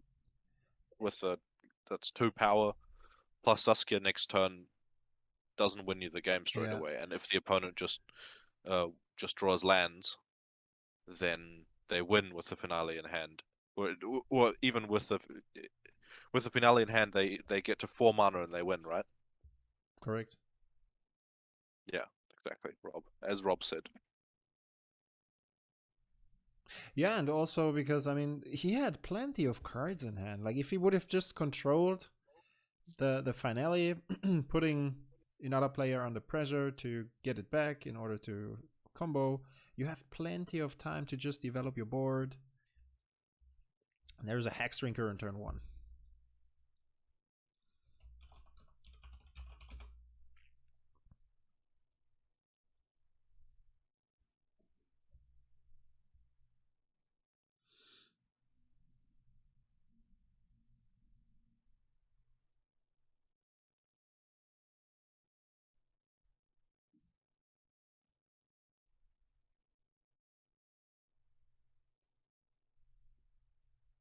I really like this card. Such a cool mythic print. Bringing back the level up ability. That's really that's a useful card. Yeah, I think the Modern Horizons sets have been a cool place to reprint old mechanics without any consequences of like, yeah, right? Without any like lore consequences in that sense. You don't have to have a set ability or anything. You can just put cards with level up in the set, and there's no like greater consequences for the universe in that sense. That's right. So there's an Inquisition, and he's discarding a Putrid Leech. If that's the discard decision, it almost like if that's the worst threat, I think I think the Saskia player has mulligan pretty heavily, right? If that's what we're that could looking be at. that could be the case, of course, but also uh, the point I was trying to make is that the Inalla player might not uh, need to worry about something if Putrid Leech is the decision for the discard. Yep. I think the other one was a territorial Kabu, if I saw correctly, Yeah, I think so. which would make this fetch very weird. Um, so it might not be.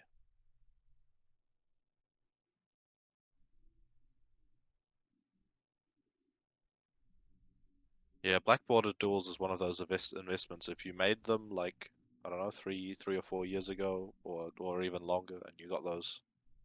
Oh, he's choosing to. Okay, Okay. interesting. I guess I didn't quite see what he had in hand. Maybe I missed it.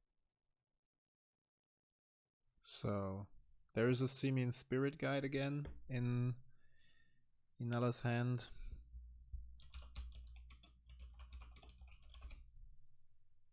Duress? Is that a duress? Yeah, that was a Yep. Duress. It was a Domri, yeah. And 2 lands?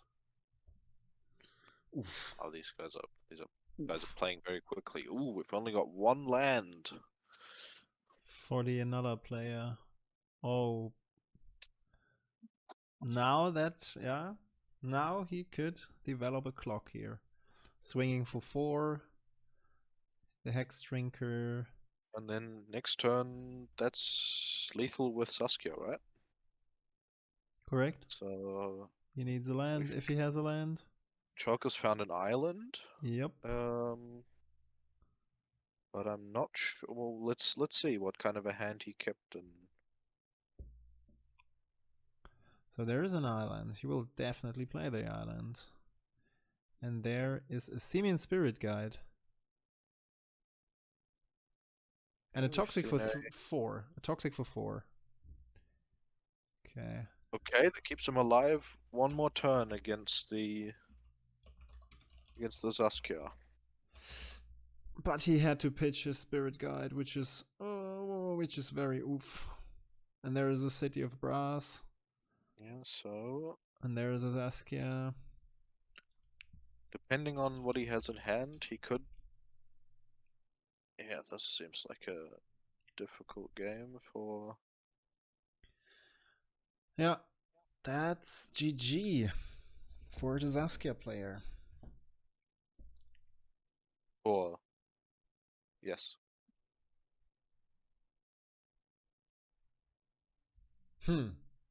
Interesting. An interesting. Interesting game. 1-1. Yeah. Inalla on the play. Let's see. Let's hope. Or I mean, we're rooting for Stefan on the right.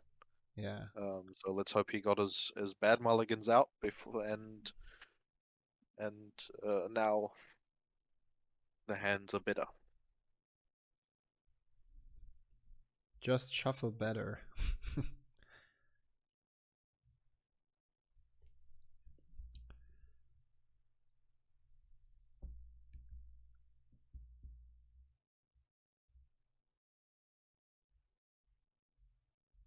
Interesting.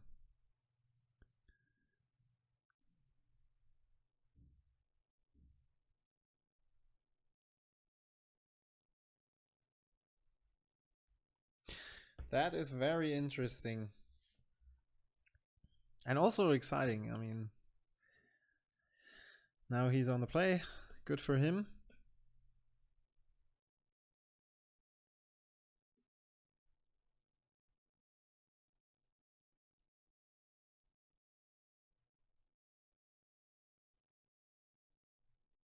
Let's see how that goes.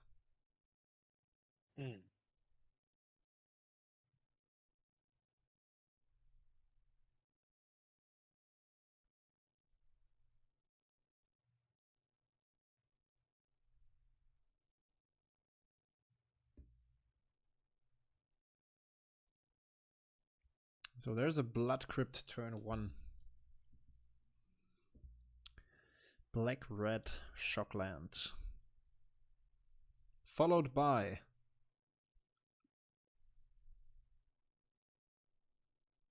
not so sure yet. A Scalding Tarn, searching for a land. Yeah, probably Tiger into Dork. Could also be. again. Hexdrinker could also be a Badlands into this card. It's a Plateau into Mother. Mother Giver, something like this. Bodyguard, I don't know if he runs Bodyguard. I think probably not. And it is. I don't think the Mother. So either. Bodyguard would be a weird pick for Saskia. Right, I agree to that. But we've seen people playing Radha Sneak Attack, so we should expect everything. And the Mother is not really relevant in this matchup here. There's a Disfigure.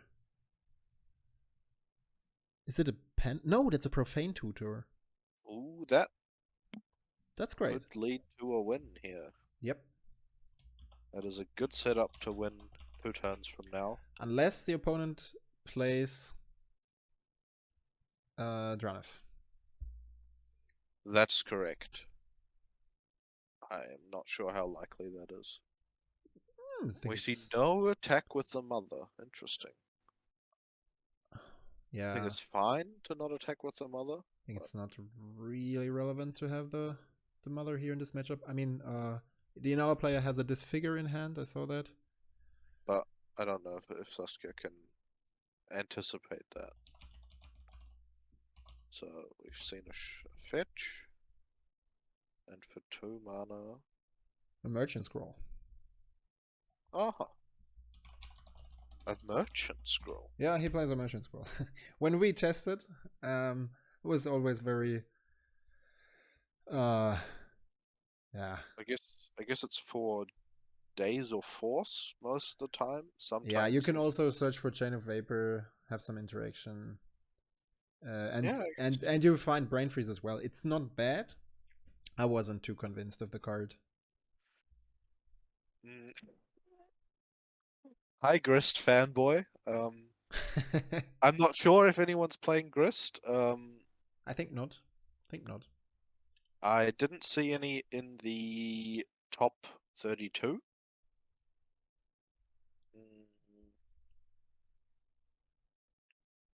So there's a brainstorm.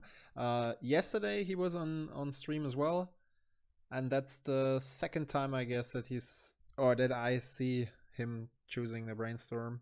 It's not bad. He has the fetch land on board. Maybe he's searching for another land.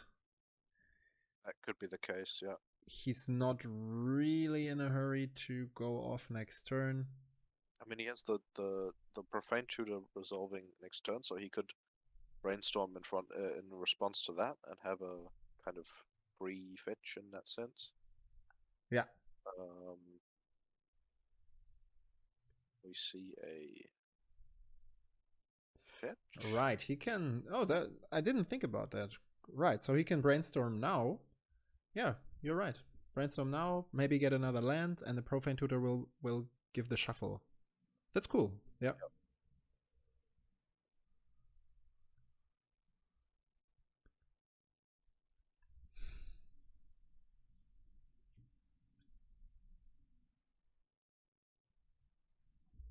not sure if I like Merchant Scroll though.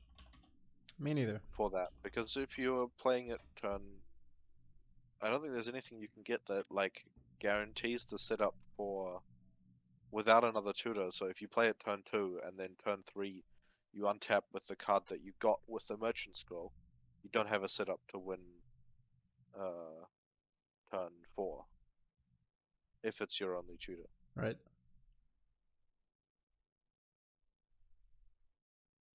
But I like Profane Tutor very much.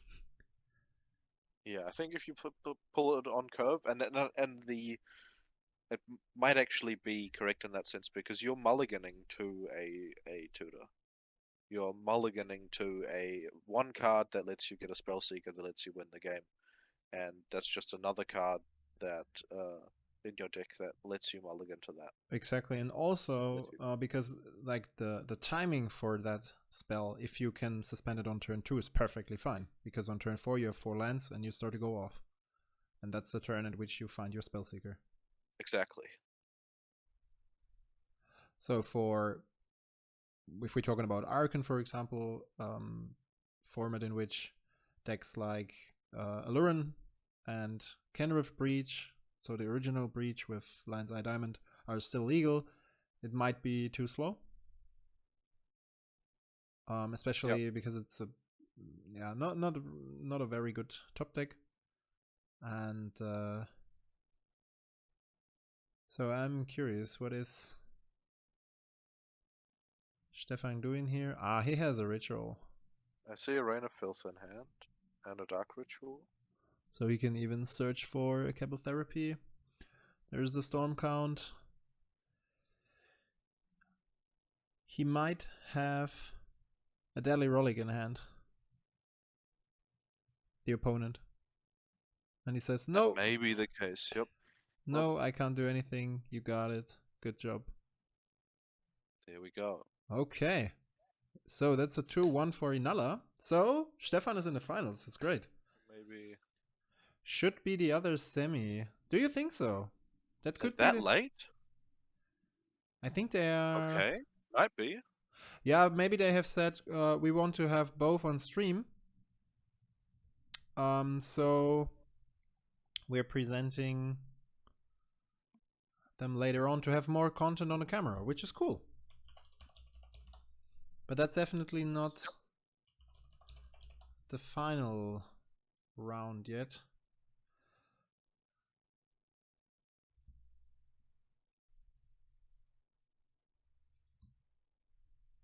Interesting.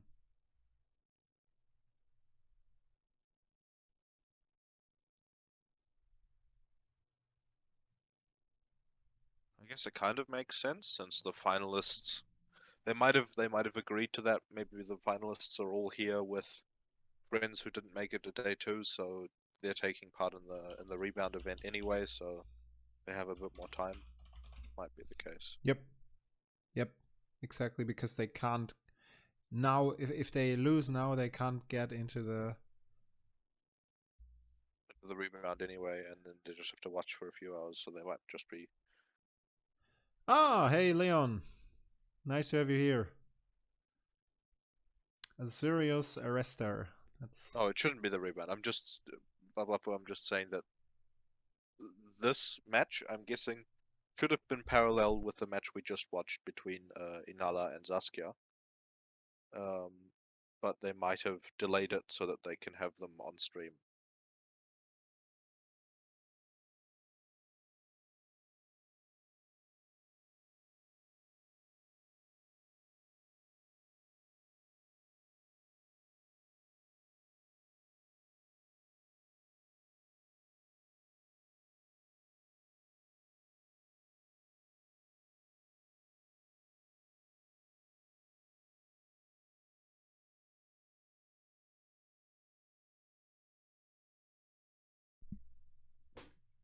So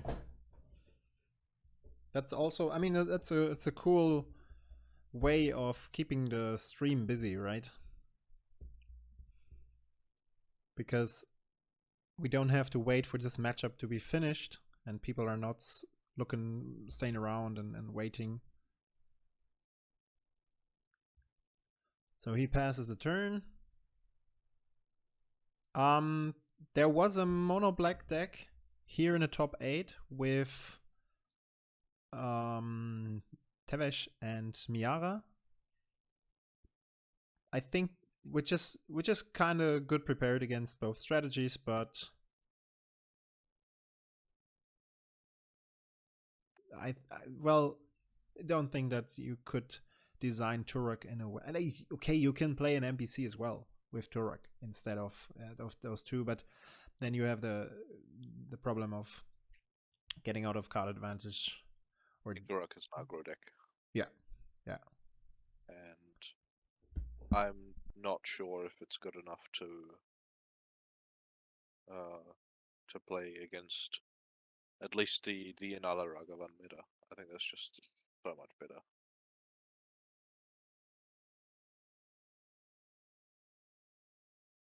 Oh wow, okay, so we already have maybe it's not decided, but I think pretty decisively that there's a second land. the left side of the board.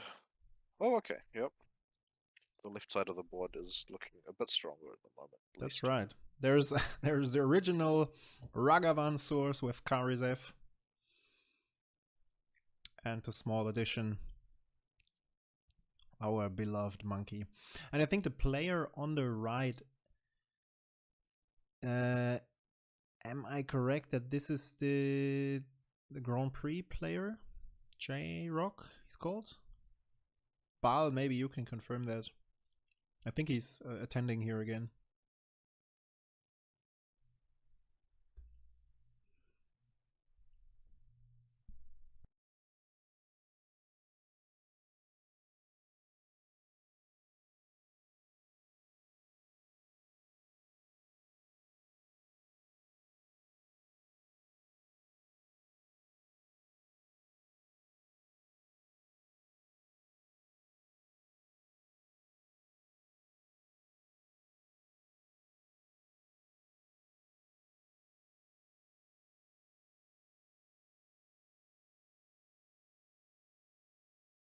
Oh wow. Red deck wins playing 4 mana Chandra. Yeah, and also the Fury here from the right player got rid of Kari and Ragavan. That's strong. Kiki, what do you think about the decision of playing Fury? So far, we have seen it in action, and it looked good, but I'm not super convinced. Definitely. I mean, it's kind of weird because I feel like you very rarely are going to have the opportunity to cast Fury for 5 mana. Maybe Yeah, a bit more in this deck because you have the ramp from Ragavan. So you could play like turn 1 attack, turn 2 turn 2 attack, turn 3 attack, play it turn 3 with the treasures. That might be a good line and might happen more than one might think, right? So I think it's probably better than Pyrokinesis. It's not another answer to like a Spellseeker line that delays it by a turn or something like that. yeah. So it may not be that good, but it's better in various ways because might be a niche interaction, but Pyrokinesis only targets creatures. Fury targets planeswalkers as well. That's a huge upside, and you can't really force of negation or whatever a Fury compared to the Pyrokinesis. that is true. I'm just thinking about if there are any downsides of playing a creature instead of the instant. And I think a 5 mana hardcast is definitely better than a 4 mana hardcast, than a 6 mana. 6 mana, definitely, yeah. Much more realistic, actually. With the I think with the tokens, sometimes you even get to play it. There's a magma spray on a goblin. That was a goblin. It's a Monastery Swift Spear. It was a Monastery Swift Spear. Okay. The Secret Layer Monastery Swift Spear. Bit confusing why you would magma spray that instead of the abbot, Well, but I guess he has. I think I think we see a chain whirler in hand. If I see that correctly. So, oh, never mind. And dashing Ragavan again. Right? Interesting.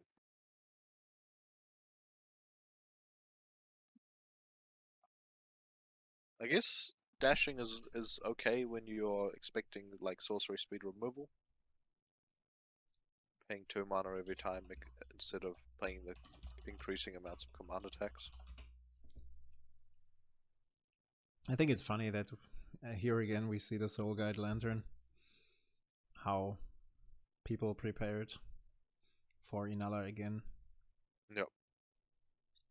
Which is not super bad in case of playing Shrapnel Blast, and you sometimes have a Galvanic Blast, which is active.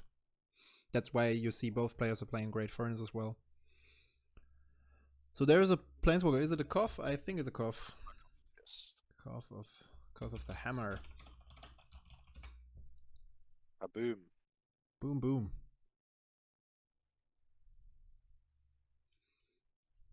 Back in the days when people played good cards.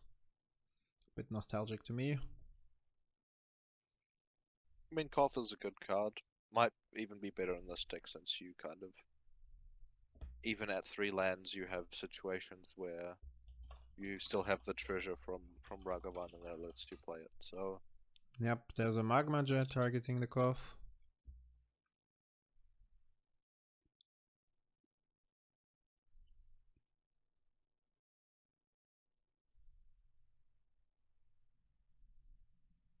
I think maybe Gyro, since he played Inalla last time, maybe he was a bit saturated and he wanted to try the monkey.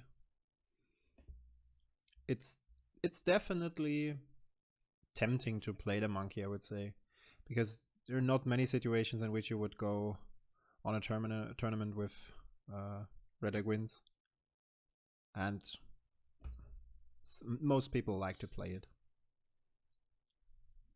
So do I. It is enjoyable, and it's not super hard to play. There are decks that are much more energy draining. Interesting that we don't see any Aminatu in the top 16, top 8 for sure. Top 16, I'm not sure. I think not. No, there was no in the top 16. Although I think there were 7, 8, 9 Aminatus. Something like this. Yeah, I think they underestimated the speed of Ragavan. Like Esper doesn't have that much interaction. Pretty sure the Esper matchup against Ragavan is pretty bad unless they find what's it called? Oath of Kaya.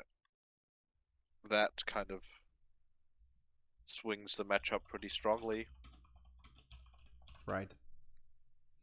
So the left player just played a light up the stage, exiling 2 cards from top, and he's even playing Pyrokinesis. We see this here in exile. That's wow. So those guys are really going for the creature based plan. There's a Ragavan. There's a Earthshaker Kenra.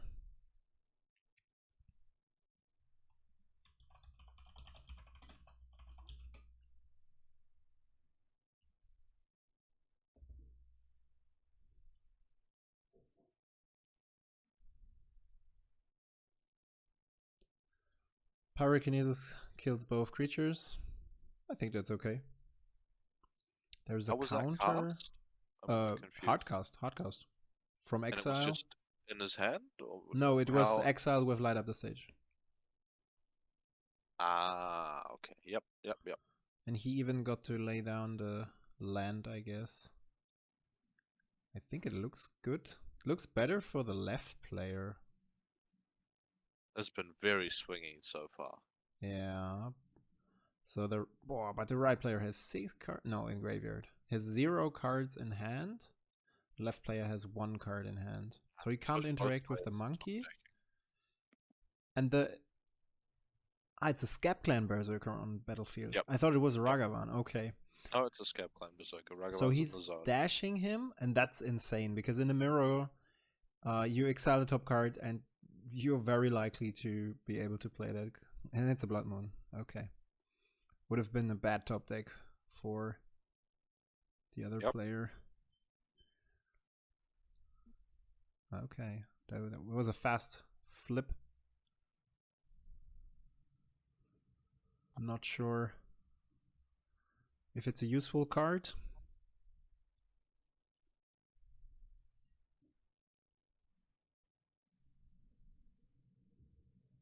It's a... what's it called? Oh, I just saw it. It's a Arc Trail. It's not too bad, but the thing is that he will get 2 damage from the Scab Clan Berserker. And it doesn't kill the Scab Clan Berserker, right? Correct. And Ragavan is not on board either, so there's no target for the 1 damage. And it's sorcery speed. There's so many reasons not to like this card. At least I don't. Ooh, this... Oh, I guess didn't blocking? even think about it. Yep. Cool. I mean, he can trade with it, with the castle. Yep, correct. I think there was a factory in there somewhere as well, right? So if he dashes Ragavan, keeps the activates factory, and That's keeps perfectly enough, mana-wise. thing open, then That's a Sun-Scorched Desert, I guess? Yeah. I think that's... No, it's a War Room. The mana he puts on top of Mishra's Factory is a War Room. Yeah, then you have 6 damage on the factory and on Ragavan. You have to block the Scab Clan Berserker, otherwise you're dead. Right. And then, so that seems like a good line. I hope he does that. Leaves him at 1, no threats to bolt, and 2 to attack with haste. And he does Seems it. Like yeah, he got it. Going for attack.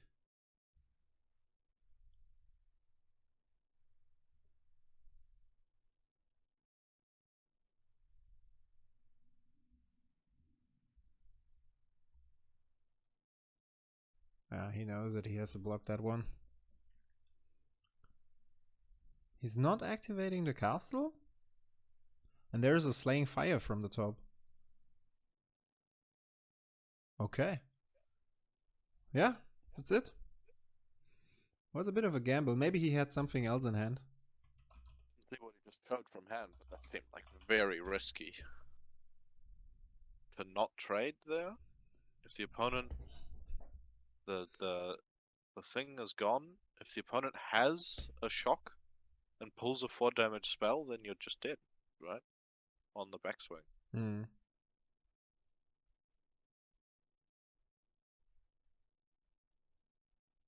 mean, he didn't know about the Arc Trail, but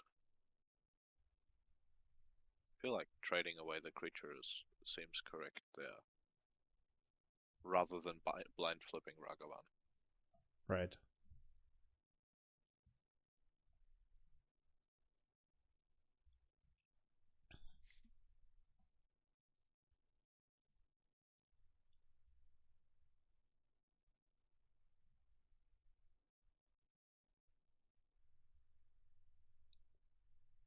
Ay. Tough one. Tough one and interesting one. And we just hit the 30 player mark. Welcome everyone.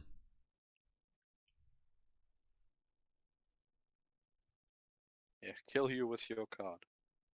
But yeah, I guess you can do that, but I feel like that's too risky in my opinion. Yeah, absolutely. I would always play for the known rather than the unknown. Yeah, like not trading the... No, there was no way you would not trade the Berserker with the Shaker Kenra if your opponent... Like, imagine you don't have anything and the top side is a land to flip. So your opponent stays on 3 life. All your creatures are tapped. The backswing is 4 damage. He was on 10, so he goes down to 6, but your opponent top decks a Fiery Confluence or a Territorial Hellkite, and you're down. That makes no sense at all. Because from one top deck, dealing 10 damage is quite rough with no board. But that way would have been possible. Yeah.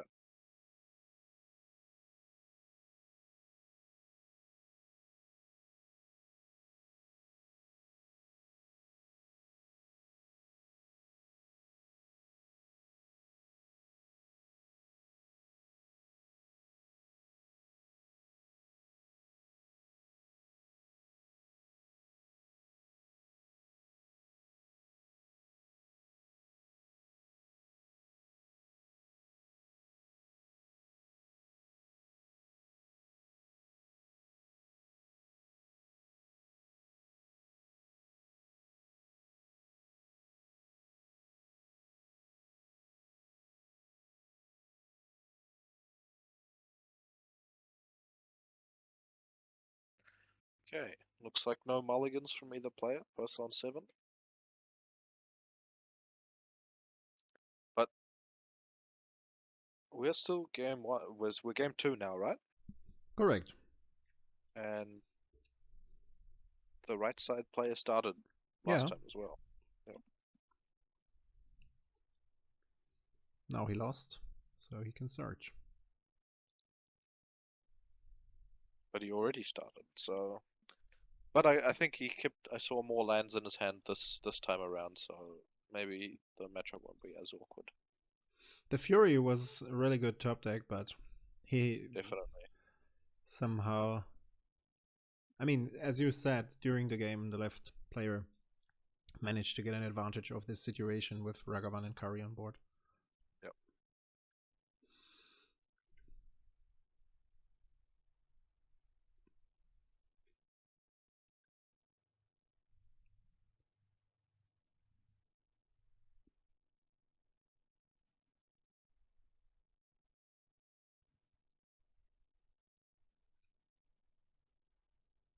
Yeah, I definitely agree with Chewy.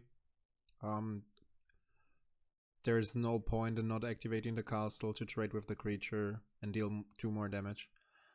That was a rough bet here on his side, in my opinion. So there's a Soul Guide Lantern again.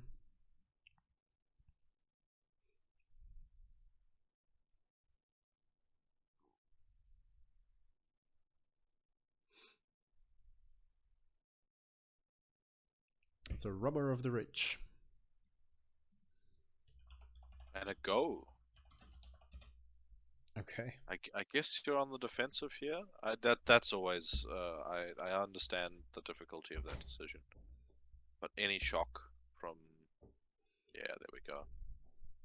And I think I saw a Loyal Apprentice. Yeah. Yep. That's GG for the right side. This game is pretty much done.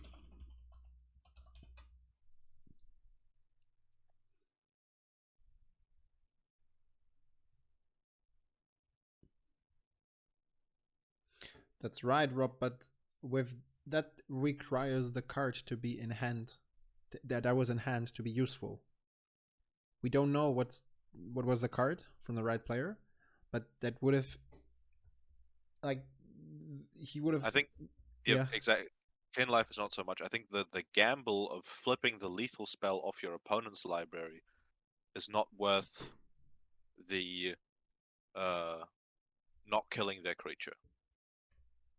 Correctly. That's just. I think that's the right player had 1 card in hand.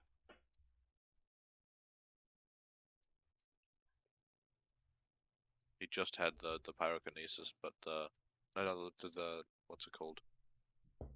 Arc trail is what I said. But but we're talking about the decision of the left player. I think the right player had only 1 card in hand. Yeah, exactly. He had Arc Trail, nothing else. Yep. So he's down to 6. Himself still being on 22. That's not it, guys. That's not it. He can play it even one more. Just do it or show the bolt. Yeah, down to 2, and now he plays his Sulfuric Vortex, which kills him in upkeep. And he's showing 4 lands. That's how it is sometimes.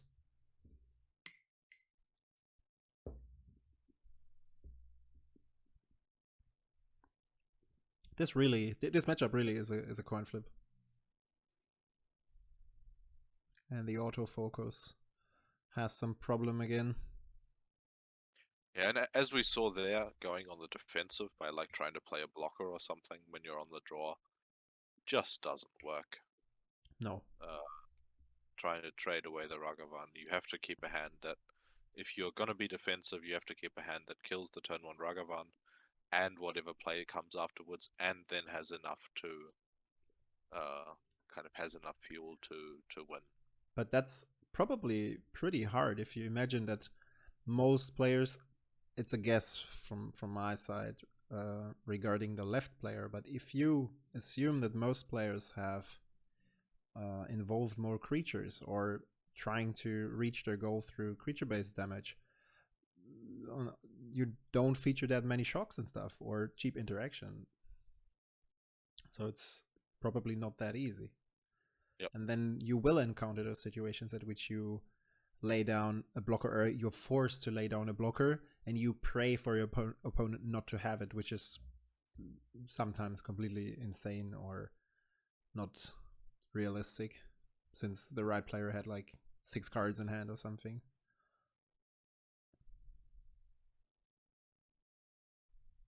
That's already a spot, and I mean, you said it. At that point, the game was already lost, and that's right.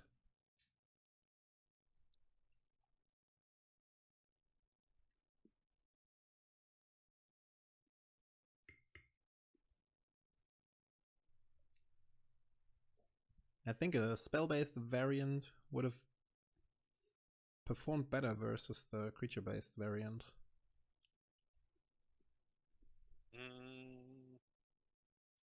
I'm not sure, because with a spell-based variant, the creature-based variant can keep all their shocks and interaction spells for the couple of creatures that you do play, and just kind of turns it into you having to hope that they don't have enough interaction for your first, second, and third Ragavan. That's right. Right. I think on what's your opinion? I mean, on average, the card quality for burn spells is higher compared to the amount of mana you need to pay, compared to the amount of money you need to pay for creatures, which should be obvious because burn spells deal damage once, and the creature wants to stick to the board. Sure, but I think the way that burn spells are, if a burn-based deck will usually run out of burn spells at like 6 or 7 life. Yeah. With like a normal variance of lands in the mix. Yeah, that's always a huge problem. Yeah, that you just run out of cards and you don't have any. Yeah, so I think you need creatures to play in the early turns and hope that because a creature can be worth 4 or 6 damage, as opposed to a spell for the same amount of mana being worth less. Right. And a card in hand, from the opponent, which is a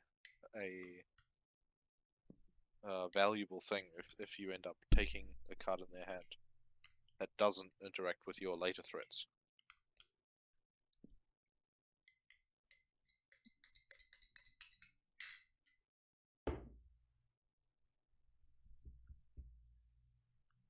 So there is a very surprising turn 1 monkey,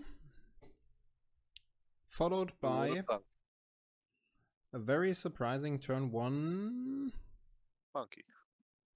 It's not a monkey. His monkey is in command zone. Could be a goblin guide. Could be a Zergo. It looks old boarded, so. Oh, it's a Seal of Fire. Could Okay, it, yep. right? I Yep, think it's a Seal of Seal of Fire. Fire. What's it called? Scourge? Yep. Seal of Fire, I think. Yep.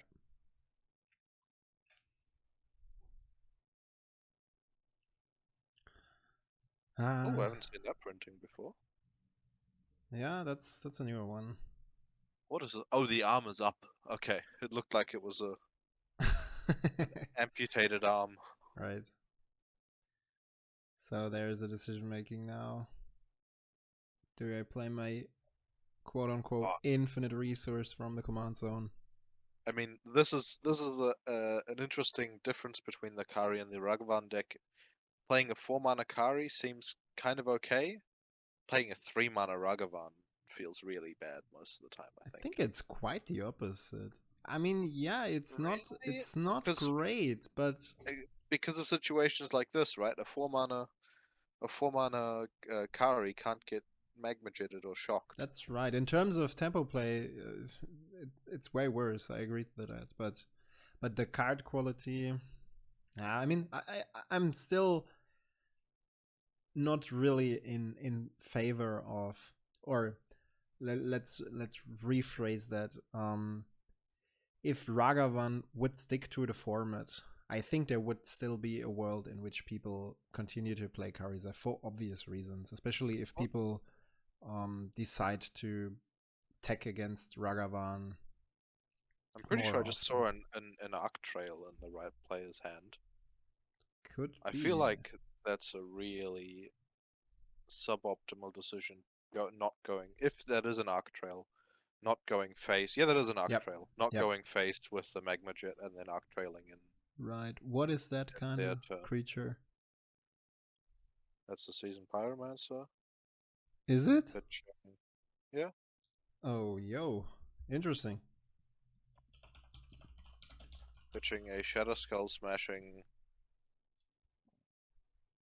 Yeah, correct. And 2 elementals. And the Arc Trail, I think. Man, that feels sloppy, I think.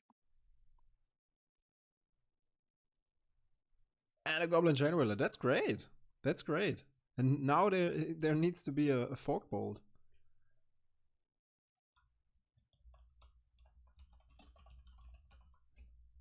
But guys, one thing is sure.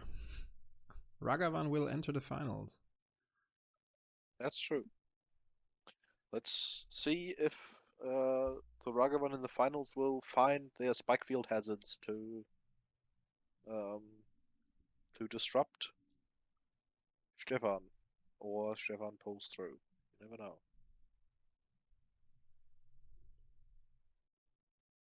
We will see. We will see.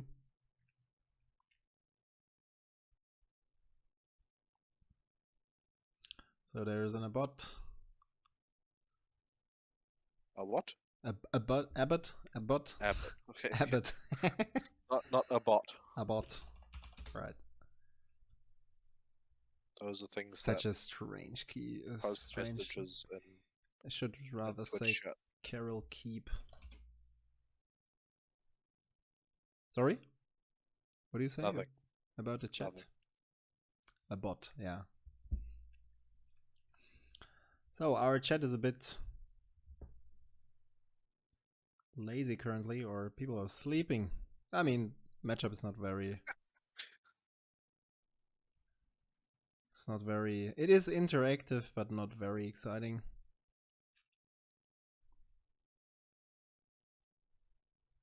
What did he play on the Monk? It was a Tarfire. Tarfiring the Monk. And there is a Searing Spear. Hi. This matchup feels very weird currently. Yeah. Both players are 19 and 18. And, yeah, that's what I thought. Ooh, we see a Planeswalker now, I think. Yeah, okay. Well, I mean, I criticized it before. I guess in this situation, Chandra is very good. But I guess if she ends up just roasting the Seasoned Pyromancer and then getting killed, it's also not that good. Wait, didn't I think Did the the right best. player play the what's it called, the Shinkar, the The legendary land? first strike land. Oh, Yeah. hello, Hooper Anton. Hey, it's the Anton. Welcome. Oh, there's a pyrokinesis. That's a huge play. That's a huge play, guys. Wow. That's insane. Yeah, that's a huge turnaround. Now he has a Chandra on board with 5 loyalty, and the right sided player has 1 card in hand. It's very unlikely that he can get rid of Chandra because he will just uptick it. Yeah, he would. That's a shock. Oh, that's someone who knows how to. What? Play whiteboarded cards? No, it's like he. Okay. This play is very, very confusing to me. Oh no, never mind. Okay, this makes more sense now. So he has the Okay, season I pyromancer now. was just gonna say playing a bolt in this situation on But non-instant speed seems very. oh, did he What? had the Fury on hand? Jesus Christ! What kind of game is that? I thought why is he bolting the Chandra if he's not in reach There to is kill way her? too much mana being spent in this match. Ay. Guys, this is one crazy red deck wins mirror.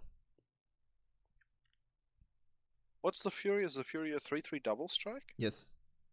Okay, man.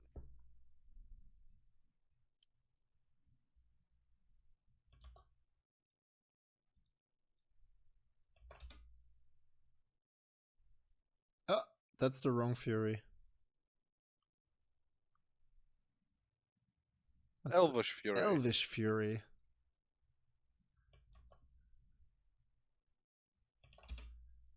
So that one is the right one. Here you see a 3/3 double strike. And he got rid of this thing with a Shadow Skull smashing. Wow. There is so much. There are so many spells that target creatures only. That is really interesting.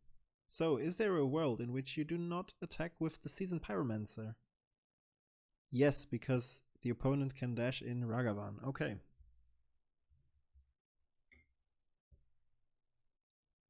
I'm not sure if I agree with that as a line of play. So I now feel like the you're at 11, the opponent's at 18. I also don't. You're at 18, the opponent's at 11. I mean, I think you attack with the season pyromancer. I think the right-sided player forgot to exile his Seasoned Pyromancer to get the tokens. He can still use the ability in the graveyard. That is true. Maybe he has it in mind. I'm not sure about that. So there is a land. 7 lands on the battlefield. And there's a hard cast Ragavan. 2, 4, 6 cards in graveyard, so 1 card away from having Barbarian Ring online. There we go. Here we see the pyro ability. Very nice, very nice.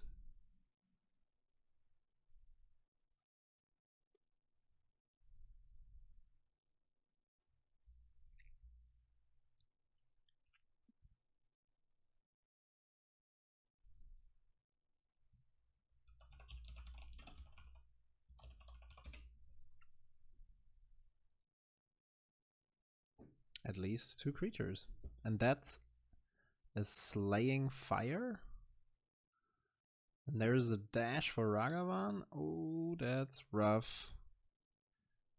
And there is an interaction spell. With a Bone Crusher Giant. Okay. With that Bone Crusher, it seems like a Or it's nearly a stomp. game-winning threat here, right? Yeah, I mean, it's irrelevant. 4-drop. Opponent goes to 7. He attacks. can dash next turn. There's a trade. And now he can even cast if he has another land drop, which he does not. Yeah, okay. Barbarian Ring is active now. 7 cards in graveyard. Mm-hmm. For 6. There Who's comes the the MPL dash. player? I think the right the right player is the MPL player. Okay. Not so sure about that. There's an Abrade. Another barbecue.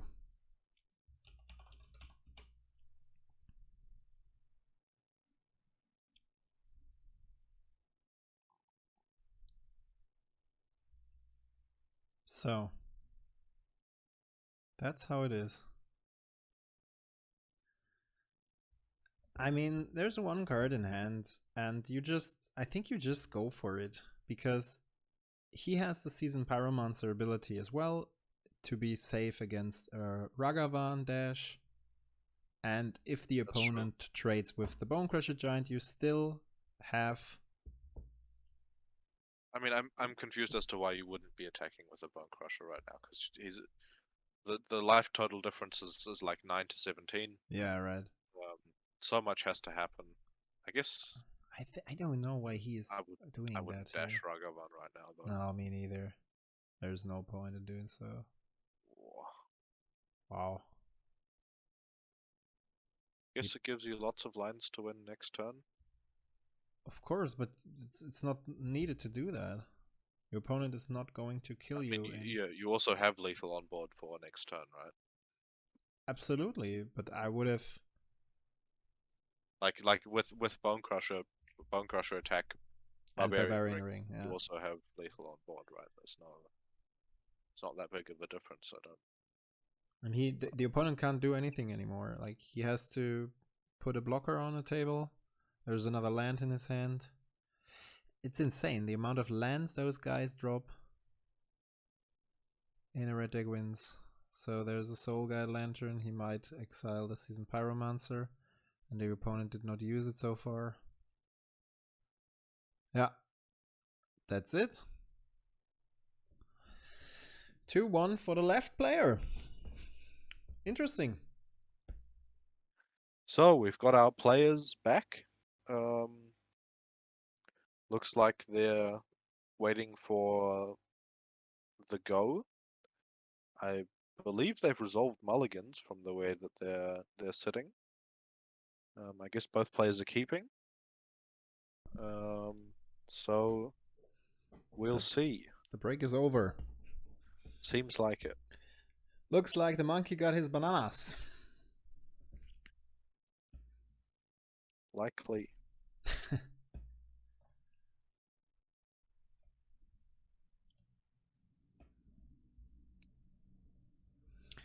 So everyone who's watching right now, I'm just curious. What is your current favorite deck? What will you play after the ban announcement end of July, if this Clown Fiesta has an end? For my part, I think you have to qualify that question a bit. Emery. Favorite or like, what do you think is the best, or what do you think you want to play? Because I'm talking about okay, I'm talking about legal commanders, Hyper Anton. The ban announcement is end of July. Should be on the 26th. What's NMR, old boy? Niv Mizzet Reborn? Yeah. Oh. Okay. Yep. As you might have seen, I've played Yashan twice on cam. I really like that deck. Yeah, it's super cool. It's really a cool deck. And the Grist fanboy enjoyed Grist. I can imagine that's something we have to bring up on camera as well. And also, some guys are super hyped for Asmo. Yeah, we've seen one Asmo in the top right. top 8. I think it's interesting to have interesting the thought of being just having a turn 2/3/3 in the command zone most of the time. Seems quite strong. Even a turn 1 if you have a Fairy Macabre. That too. Can you discard Fairy Macabre without a target? Well, discarding is a cost. Yeah. Can you discard it without a target because you select the targets before you Right. pay the cost? Right. Yeah, Pretty sure you can't do that. probably not working. But there is a weird bird that Oh, says Windgrace is interesting. Lord Windgrace. Interesting. There's a lot of cards missing for that deck nowadays. See, AL just said the Fairy Macabre says up to 2 cards, so you can just select 0. Oh, okay. Cool. And Yep, also, there's this bird. It just says if you have it in your hand, you can choose to discard it. It's a strange ability. I don't know. You might search it on Scryfall, and we can show it on the right side.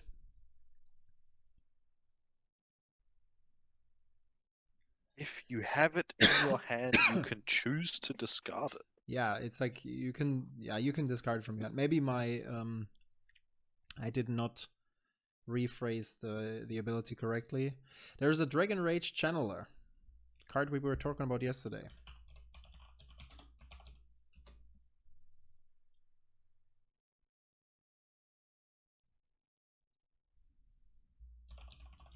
It's not called Channeler, is it? It is. Dragon's Rage Channeler. Circling Vultures. You got it? The other card? Is AL said it in chat. Circling Vultures could be the case. Yeah, correct. That's what I'm talking about. So just for the audience, so that you know what we are talking about. It has nothing to do with the current game, but yeah, it's in your hand. You may discard it. Okay, it was correct. Play this ability as an instant. During your upgrade, remove the top creature card from the game or Furry Vultures. I guess that's something that they're supposed to be played as like a playset, and you have 4 in your deck, and you discard them to keep the other one in play. Right. Because a flying 3/2 for 1 mana is pretty good. Right. And there's also like the what's it called? The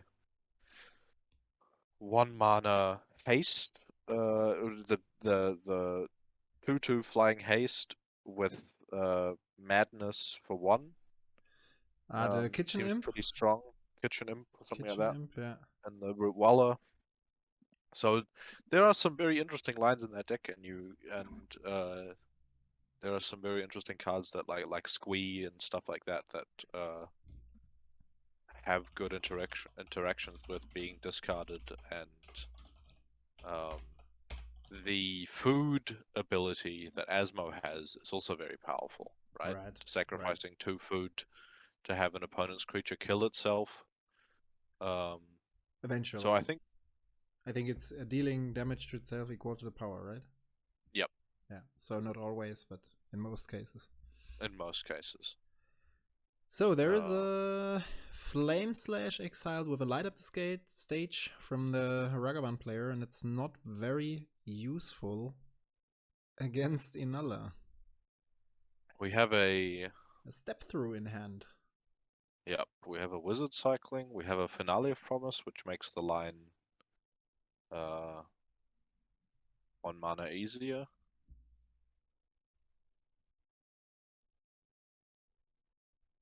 But we're missing the land, it seems. Doesn't seem that way. I can't see all the cards in his hand.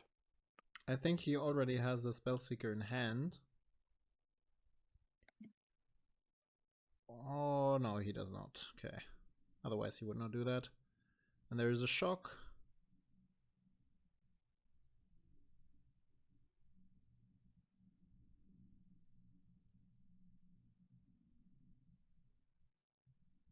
An Unholy Heat into the graveyard.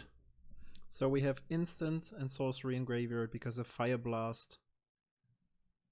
I don't know, would you surveil the Fire Blast against Inalla? Like, if you're super fast, the Fire Blast comes in He wouldn't. handy. Like, I don't know if it was surveilled. Maybe he was looking for lands. could also be the case that it was exiled with Light Up the Stage.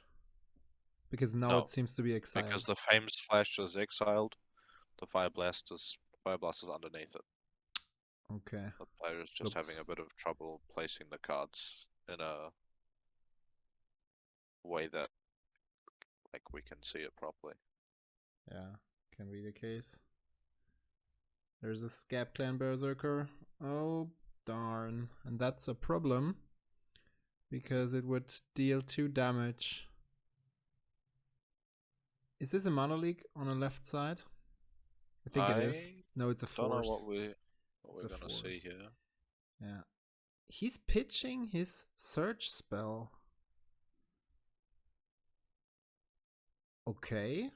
So maybe he really has Spellseeker on hand. Yeah, he has. Okay. Difficult to see. Yeah. I mean, it's very important to get rid of the Scab Clan. Because oh yes, there we go. There we see the spell. If this one is renowned, then do we have Delirium active? No, right? We have sorcery instance. No, I think we don't.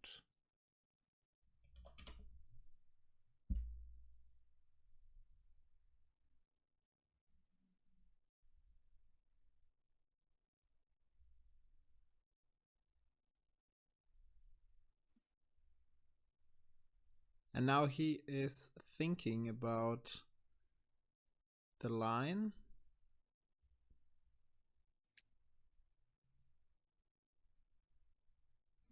He has a Grim Tutor in hand, he has a Finale in hand.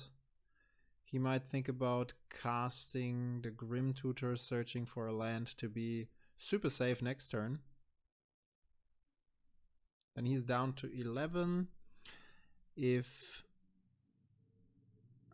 Okay, so he needs another card type in order to have a 3/3, so he would be down on 8. And he has how many cards in hand? 3 or 2? I can't see it. 2 cards?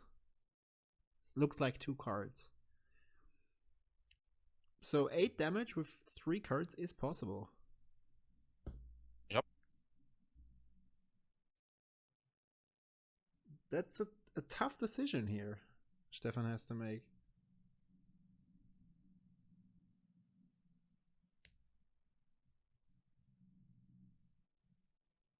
I would always go for the full risk. Because you can't really extend that game, and Grim Tutor is just getting worse as the game goes on.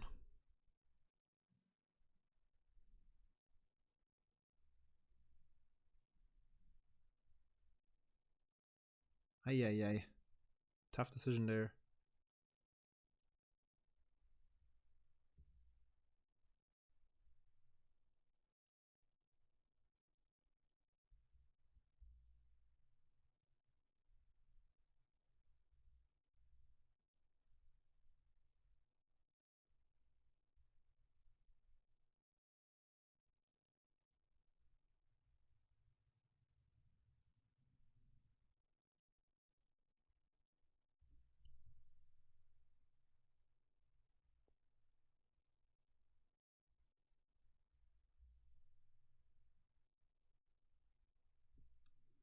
That's a rough decision.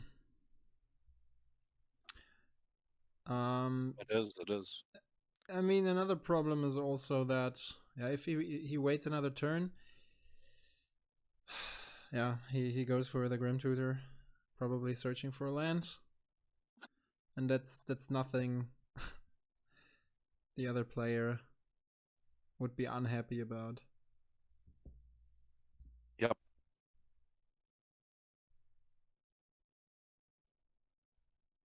But I mean, I think Stefan must be operating under the assumption that the burn player has kept a hand that can interact with one spell seeker, and is kind of now looking for a way to play around that, and I'm not sure if he has 2 turns. Me neither. Bal, that's a common expression in German as well. Ay ay ay. But yeah, I didn't know it was a French thing.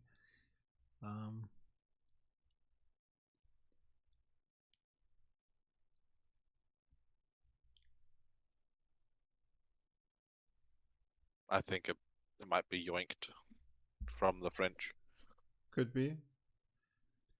So what did he search for? Now I'm super curious. Same. It was not a land. A land isn't necessary. Maybe it was a ritual or something. So he puts down another land. I think the burn player is super happy about that. The Stefan is happy about that. Yeah, Stefan is happy about There's that. a Chandra. That's not frightening either. So in this situation, I think I would have rather it's exiled, not milled. That could be relevant for a barbarian ring. Very. Okay. Might see a judge call here. Or a correction. I think we should definitely see a correction. Yes, we should. What is the card Oh he wait. played? Oh no. He's surveilled the Okay. Grim Lavamancer and used made mana with the Chandra. Never mind. Okay, and that's an Ash Zillot. Yep. Oh boy, it's not gonna work. I mean, It is. He really has to pray. no, it could work. Could work, yeah, right? it could. It's, Only 6 damage. Yeah. But he has to pray that the burn player once again he's left open 1 mana, right? So so a shock to the face or to the Spellseeker does it here. Correct. But since and now Stefan has no chance of getting Pact of Negation because he needs another redraw in order to win here. Does he? He has 2 mana. Yeah, because he just used his Rain of Filth.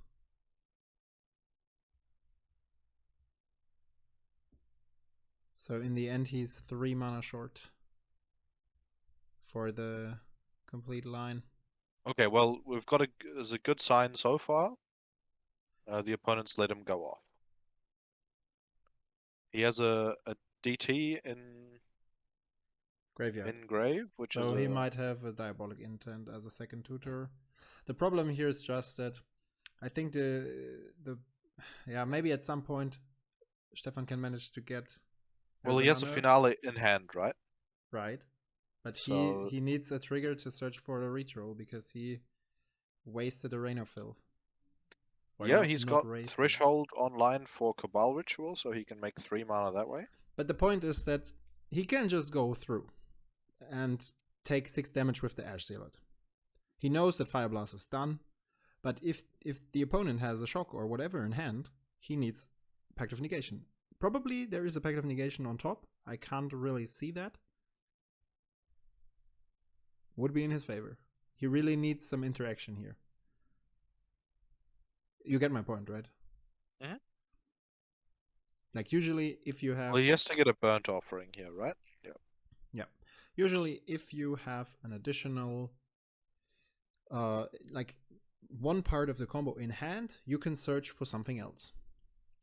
In this case, you can't use the additional trigger to search for Pact because he needs more mana in order to go off later on. Yeah, so I agree he can't get a pact at the moment. So he has to just hope for the best. And he can't play around a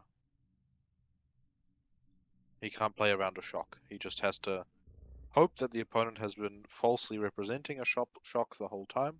Yep. Which is unlikely since he's already fired 2 shocks. And these are the finals. So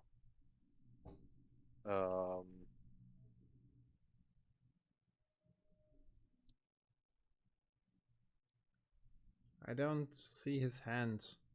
There's a profane tutor, I guess.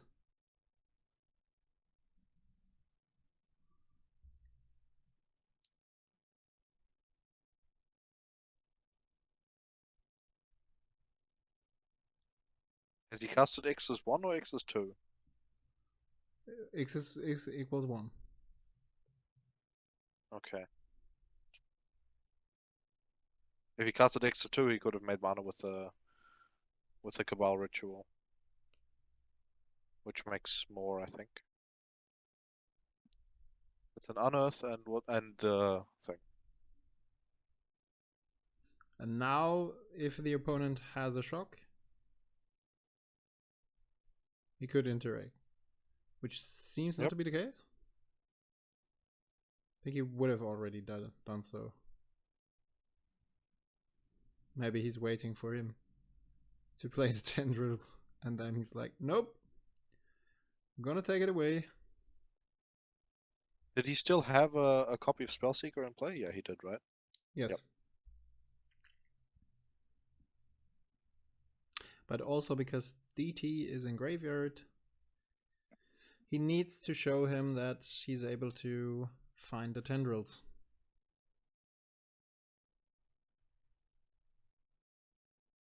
And make enough mana to cast it, right? So he needs these triggers. He hasn't paid for the copy trigger yet. There's the intent.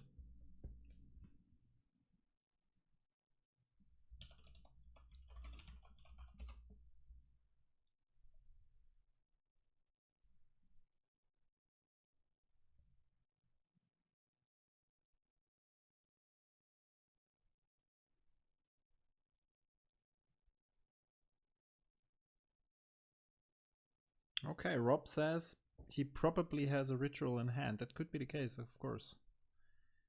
And there's a disfigure. Okay. I don't know what you're looking at. Maybe. Okay, yes, a disfigure. Interesting. Very It's a direct interesting. in hand. Oh, he still has the Cabal Ritual that he looked for.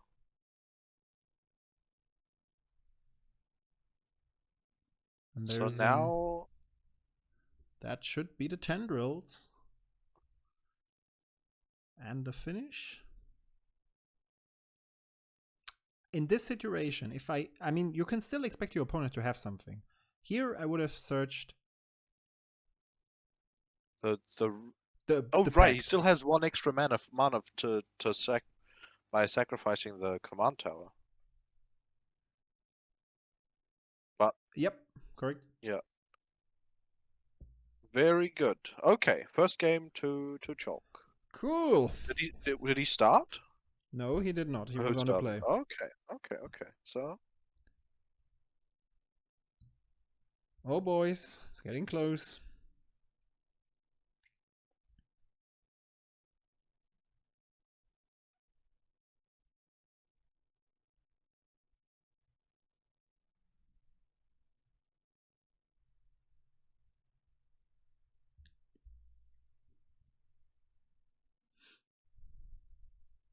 I think the profanity filter is so strong that it filters out the word filth.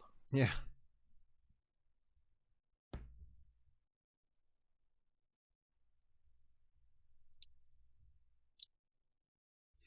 Yeah, Fozzy, appreciate that you join us. So, we were asked to stream the first day as well, but my honest opinion on that is that the first 3 rounds are often not that entertaining and people are not super interested to see the first day. I mean, From 2 my years experience. ago, 2 years ago, you were on cam with Team Agro against what's a two Not Tamio. Tatiova. Tatiova, yeah. Yeah, that was That was such an insane interesting. game. Like, we had 50 minutes to play. We drawed that, actually. Because my opponent had Glacial Chasm, my absolutely favorite card. That was a stupid game. Since then, I'm a bit paranoid about Glacial Chasm. But it wasn't prior to the. It was prior to the uh, print of Questing Beast and Stomp Bronco I Giant. mean, we might see it banned anyway. Why not? You know, I just have to be too good loud against enough. aggro decks. Guys, type 1 for banning Glacial Chasm. Let's get it rolling. We will work on a reasoning for that. You can do that. 2. I don't need to see it banned. 0 is not a choice. 11. Oh god. Oh, someone is mad. Okay, so Chalk So we started see with. the classic line. Oh, there's a peat bog. Yep, that's a Pete bog. That's how you win games. Probably because there's always the risk to that Ragavan actually exiles a relevant card for the combo or some disruption that he can play. I mean, what I think is crazy in this deck is that in the Inalla deck is that you have like 10 combo pieces that you need all of them to go off, but they could be in your hand as well. It doesn't really matter where they are as long as they're not in the graveyard yet most of the time. Right. Which is very strange, like very different from other combo decks. If they're not in the right place, then usually you just kind of lose. Yeah, so that's one possible part of the combo. I think not very relevant that it's gone, but ooh, for those of you who will be watching the Turok match, there was some good lines with reanimate Oh in yeah, there. that was spicy. We really had a tough matchup there. Turek against Miara. And prior to the match, I just said when we were looking for a cool matchup, I haven't had in mind that Turok actually has protection from white, which was quite relevant at some point, but It, still, it was a very interesting game. that's something. It's the same with Yawgmoth. I don't know why they add those lines. Why does Yawgmoth have protection from humans? Why does Turok have protection from white? It's just like an extra line of text on a mythic from a. Like it's the same with why can't Questing Beast be blocked by creatures with power 2 or less? Just or say damage can't be. It has so many lines of text, and there's not really a reason for why that that's That's there. It right. just kind of is. Rob, wherever you're playing next week, maybe you play in Prague, but I think it's very risky to pick Inalla overall. Like, think about it. I think there were 17 Inallas. You may correct me, guys. And only 2 made it to top 8. And the version Stefan is playing here, it's very different from the average one because this one is designed to go off a turn earlier, which makes definitely a difference in most matchups. But so at least I do expect people to. Is there a spell seeker? It's a merchant scroll. I mean, we'd need Spellseeker with a Lotus Petal or Simian Spirit Guide. Correct. Right? Correct. Unless he has a ritual in hand. I guess this is one of those situations where I find the Merchant Scroll inclusion a bit weird. We'll see what he gets, but Perplex. He gets a Perplex, which serves as a tutor for Spellseeker. okay, yep. But that would mean that next turn, unless he has an Urbog in hand, that next turn he has to sacrifice his Peat Bog to Yeah. use that, which sets him back 3 turns. Right. And I don't think he Right. can survive those. Right. I've only seen a swamp. So yeah, I think that's a kind of a very desperate Inquisition. Oh yes, Is it a he has to take Hazoret? the Ash Salad here. Yeah, It's a Hazoret Ash Hazoret on Salad. hand, right? So I guess Chalk will be facing down. What's that? That's 4 power. He goes to 16. So So there's. he has 2 turns from the way that the stuff's lining up right now. Mm-hmm. Oh wait, no, there's a. Oh, never mind. The land's in play and the Magus. Never mind. Okay. Well, that's That's There's a probably Magus? GG, right? There's a There's a Magus. Magus exiled to the... Seems like a... Oof. Oof. That's rough. I mean, he has a... That's super rough. He has a black mana source. Maybe he has a disfigure in hand. That would be super lucky. Yep.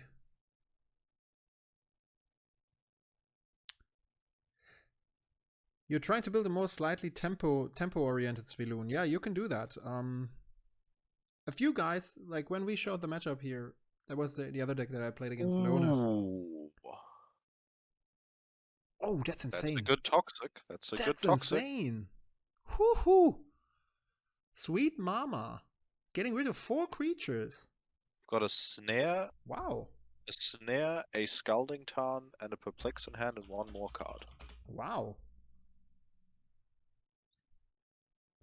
So the swamp really comes in handy. Yep. Ay.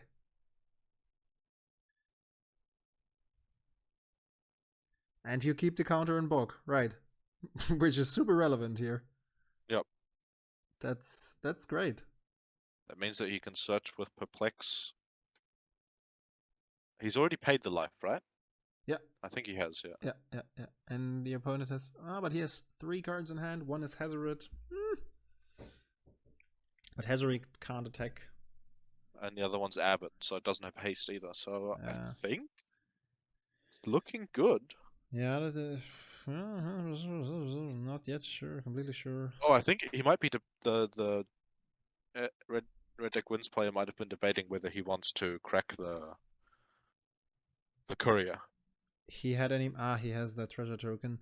That's something I'm always... Is this a real treasure token?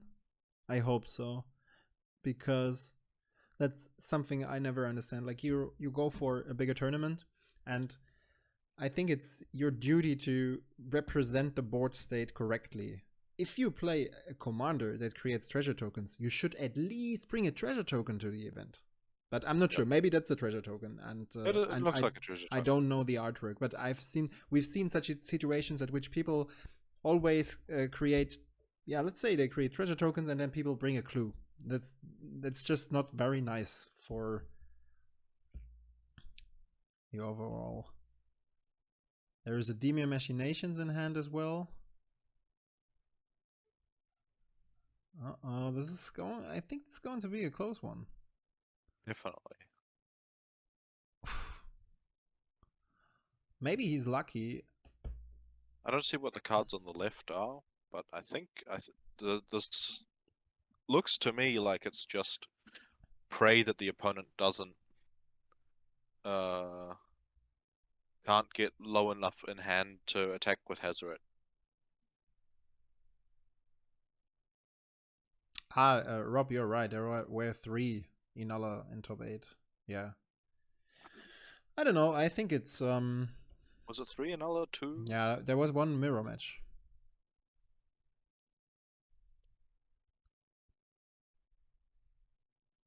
In the quarterfinal.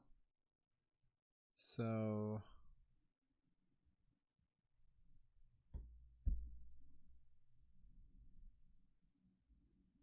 there's another land, it looks like. Yes. For 3. There's the Perplex, which is very likely looking for a seeker. And there's another land in hand. I've seen a fetch land in his hand. And he really has a good situation. It doesn't matter. I was just thinking about on the trigger of sacrificing Peatbog, he can Rain of Filth it. But at that point, he's already in a good spot, I guess. There's Hazoret. This is 9 damage plus a Spike Field Hazard. Jesus. And there's even a Prowess trigger. So that's, yeah. That was a good one. So we've got an exciting exciting final. Right. We've got one more match. I think it's best of 3, right? It's not best of 1. Best of... Yeah, not best of 5. That's what I was trying to say.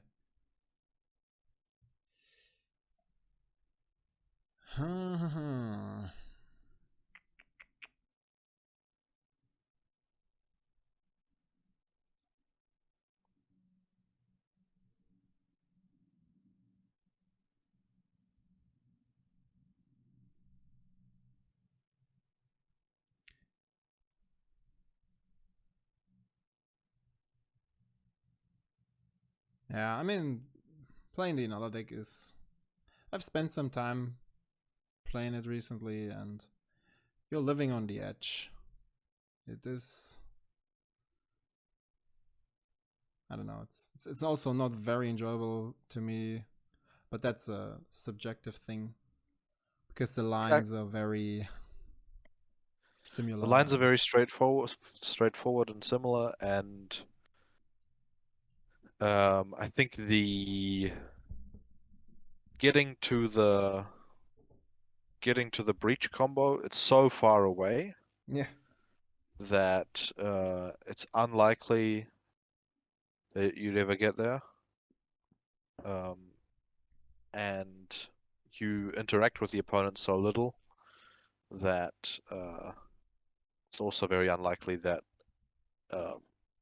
you survive until to get to the second point. Yeah, I mean, it's like one combo is super clunky to achieve, and the other one is extremely hated by the whole field. How many Tormod scripts and whatsoever we've seen on the field for Wins and Saskia and whatsoever? I think that's too insane to enter a field with, like, because in the end, yesterday we were talking about it. Stefan sent me the first match, and it was exactly the same match, Ragavan versus Inalla. And afterwards, I was asking how it went, and he said, "Well, I was losing 2 times to Tormod script."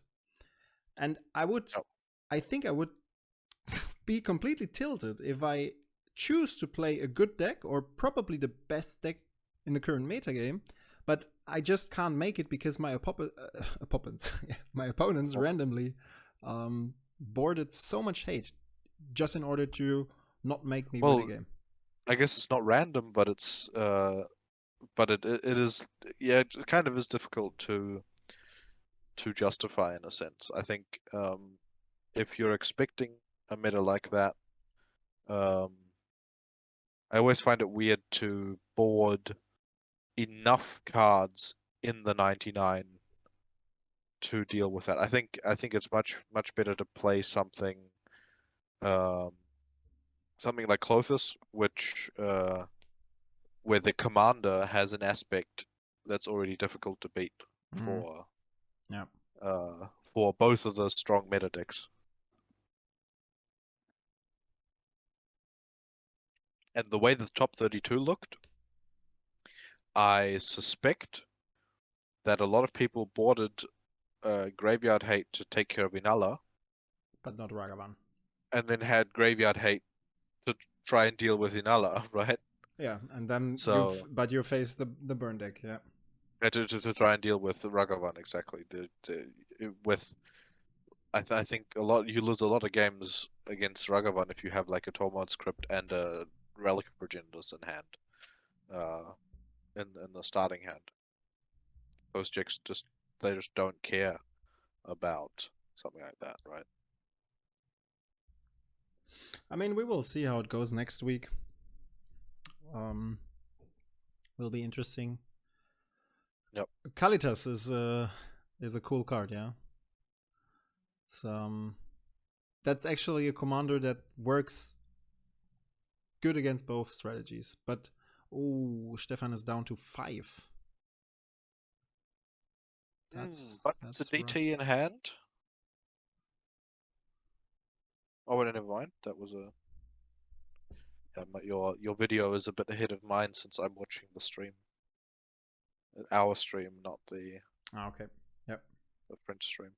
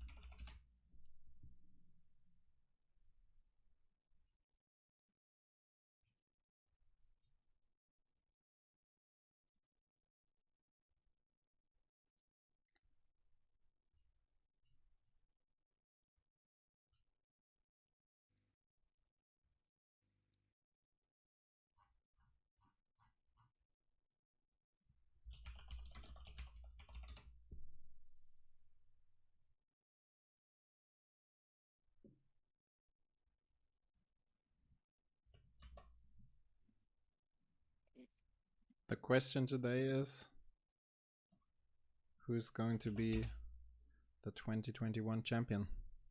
I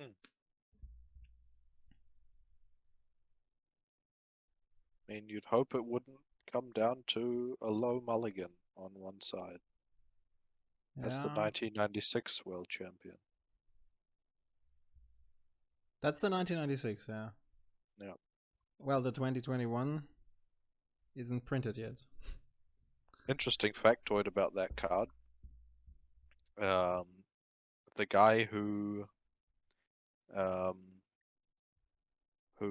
like we go to for most of our singles that we don't buy on MKM, the ones that like who hosts Card market. some of our tournaments as well. He has been involved in the sale of that card. There's only one, and it was given to the 1996 world champion. But you don't actually have it in paper. You have it encased in this like plastic acrylic case, and apparently it the acrylic case that it's in is kind of bad, and you have this like big air bubble behind the card. Because it's completely sealed and yeah. Yep. Ooh, we see a recruiter of the guard, which is very good. Imperial Since it will recruiter. Right? Imperial recruiter exactly, which is a very good card to play in this situation because it either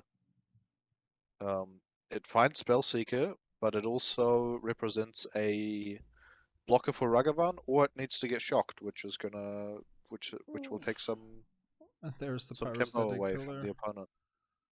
Ay. Mm, There is the pillar. Can you go off through that? We have to count, so I mean, Spellseeker.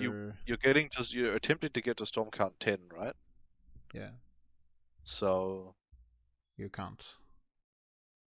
well, no, you're attempting to get to storm count 9. Right. And Tendrils does not work on its own. Pardon? I said Tendrils does not count for pyrostatic pillar. Exactly. But So if you're at storm count 9 and you cast tendrils, then you haven't lost. right. It's a very, But very risky thing here. Ay. There's a mental misstep on hand.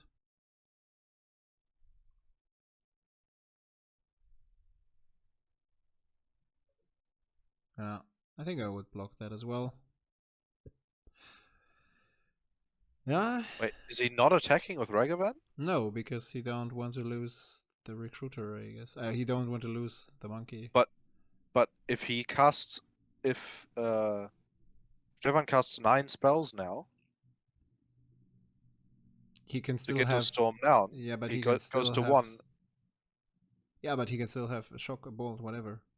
Exactly. But if Ragavan doesn't have a line to get a chain of vapor, then he has to go for it now, right?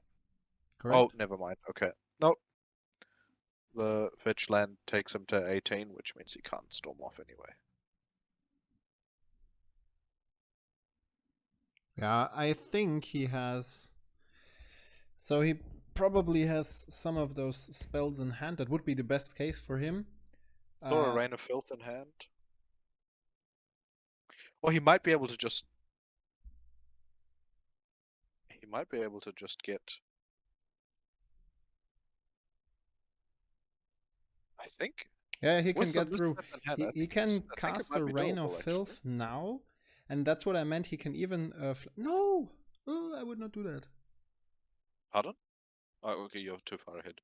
No, the thing is that okay, he just played the Spellseeker, sacrificing the. Let me check that on the. Yeah, pull up the scary. I think you can find it if you go. Yeah, How's I'll it? send you the. How's Yeah, I it got you. called? You got I got me? you. Great. So the question here is if you can respond to the trigger or not. Nope, he can't. Okay. Part of the text. Yeah, So that's he unfortunate. did everything right. Well, no, he did it correct in a sense. Yeah, but Now he doesn't have blue mana anymore, so he doesn't need blue mana. well, He if he does. wants to cast the Chain of Vapor to bounce the thing, Right. and there's no blue mana, By the way, you we can't get even blue mana through any count rituals. we even no, never mind. It's okay. It's right.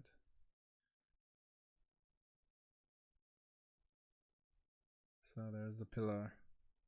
He's going for it anyways. That would be insane if the opponent has a. I guess Yeah, he's but gonna. tendrils is not triggering the pillar because tendrils is CMC4, and the pillar is only affecting CMC3 or less. Sorcery speed, the speed of the spell, you can't cast. There's no spell that you can cast that will resolve before the triggers. Yes, right. It makes. How about? I don't think split second counters triggered abilities. I don't think so either. So there's a finale. The question is it enough? It should be enough, but as you said, he doesn't have blue mana anymore. I don't think he has enough storm to win. I think the real problem, or does he have another land drop? No. No, he's played the swamp this turn. Okay. So we see Misstep, Rain of Filth, and I don't see might what that middle card is. He might now realize that he does not have blue mana. He will have realized that before going off. Probably. So I don't see what that middle card is. I think it's red.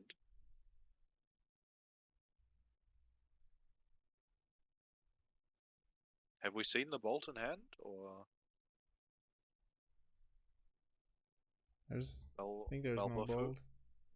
Apparently, Monkey has a bolt in hand, is what was just said. Okay.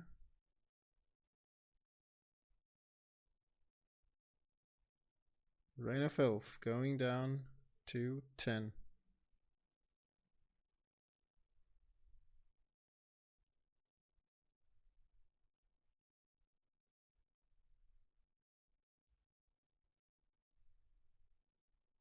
Maybe he also has 10 drills in hand?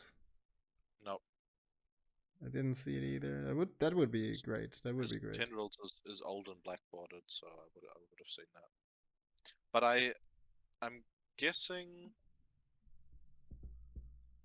Yes, they do. They do have haste.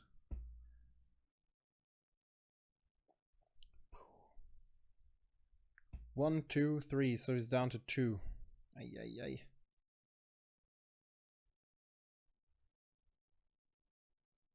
I think that's game.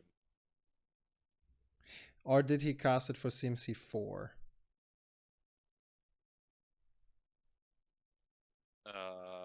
I don't think so. No, it doesn't have the mana to do that, I don't think. Are you sure? Oh, if he casts it for CMC4, then he right. dodges this one, yeah. Then and I think he did that. He dodges the trigger. Yep, that's correct. So 1, 2.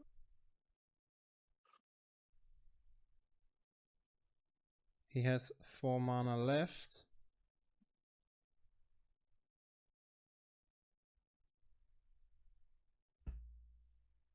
What is that card? Oh, that's Rite of Flame. That's a red ritual. Correct.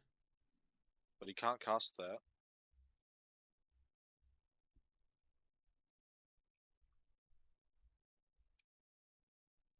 So now he could search for. He has 4 mana in pool. He hasn't paid for the triggered ability of the Seeker yet. Yeah, if Seeker could get tendrils. So I think we could do more he's shenanigans with looking this for 2 card. cards now, but he can only cast.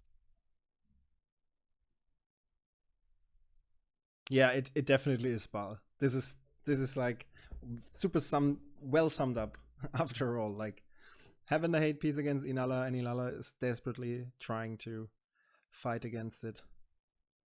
I think there's nothing he can do. Nope. He would have needed the left players already. What card is that? It's a Cabal Ritual? I think so.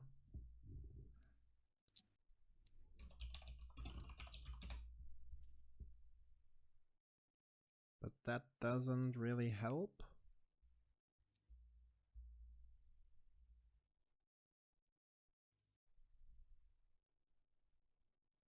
Does he have tendrils in hand?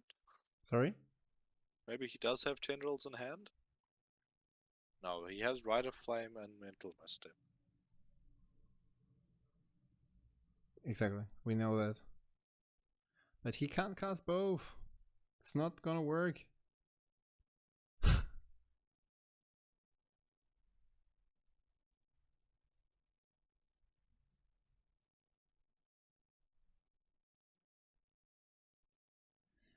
Ay. It's crazy that this whole thing could have worked if he didn't have a fetch land as his third land. There's no bolt. It was a sulfuric vortex. There was no bolt. Yeah, if he didn't have the fetch land. Right. It all comes down to fetch land.